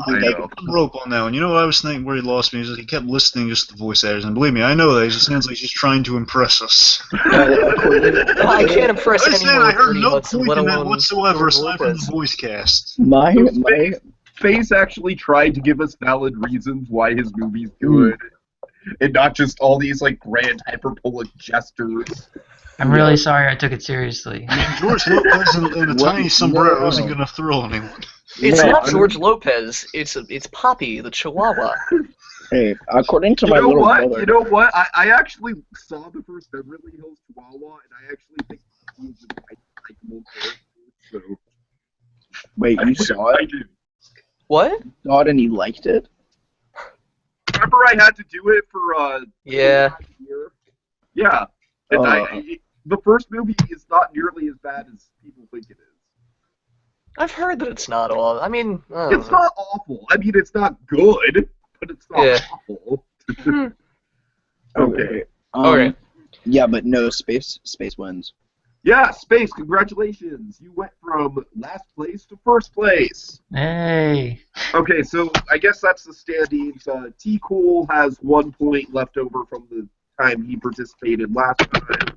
Blue Dragon 5, you now have 1 point for participating. Adventure Blue Dude, you have 5 points. Space, you have 4 points. So technically, Adventure Blue Dude is still ahead of you in the overall standings. Does that make Keep sense? moving on I'm up. giving everyone first place gets 3 points, second place gets 2 points, last place gets 1 point. Okay. Sounds good. All right. Moving on up. Ooh, coming up from the bottom. So guys, Moving up to the top. these are seriously super fun to do. Like in all the time I've been doing podcasts, this is like one of my favorite things to do. So thank you guys for doing this. I can't wait to do more of them. Anyone have any last kind of clever words to say to go out on? As this episode has shown us, and as the past few months in the great epic of the American 2016 election, you can quite literally start at nothing and become a frontrunner. All it takes is courage, some self-belief, Jeez. and cold, hard ambition. Damn straight. There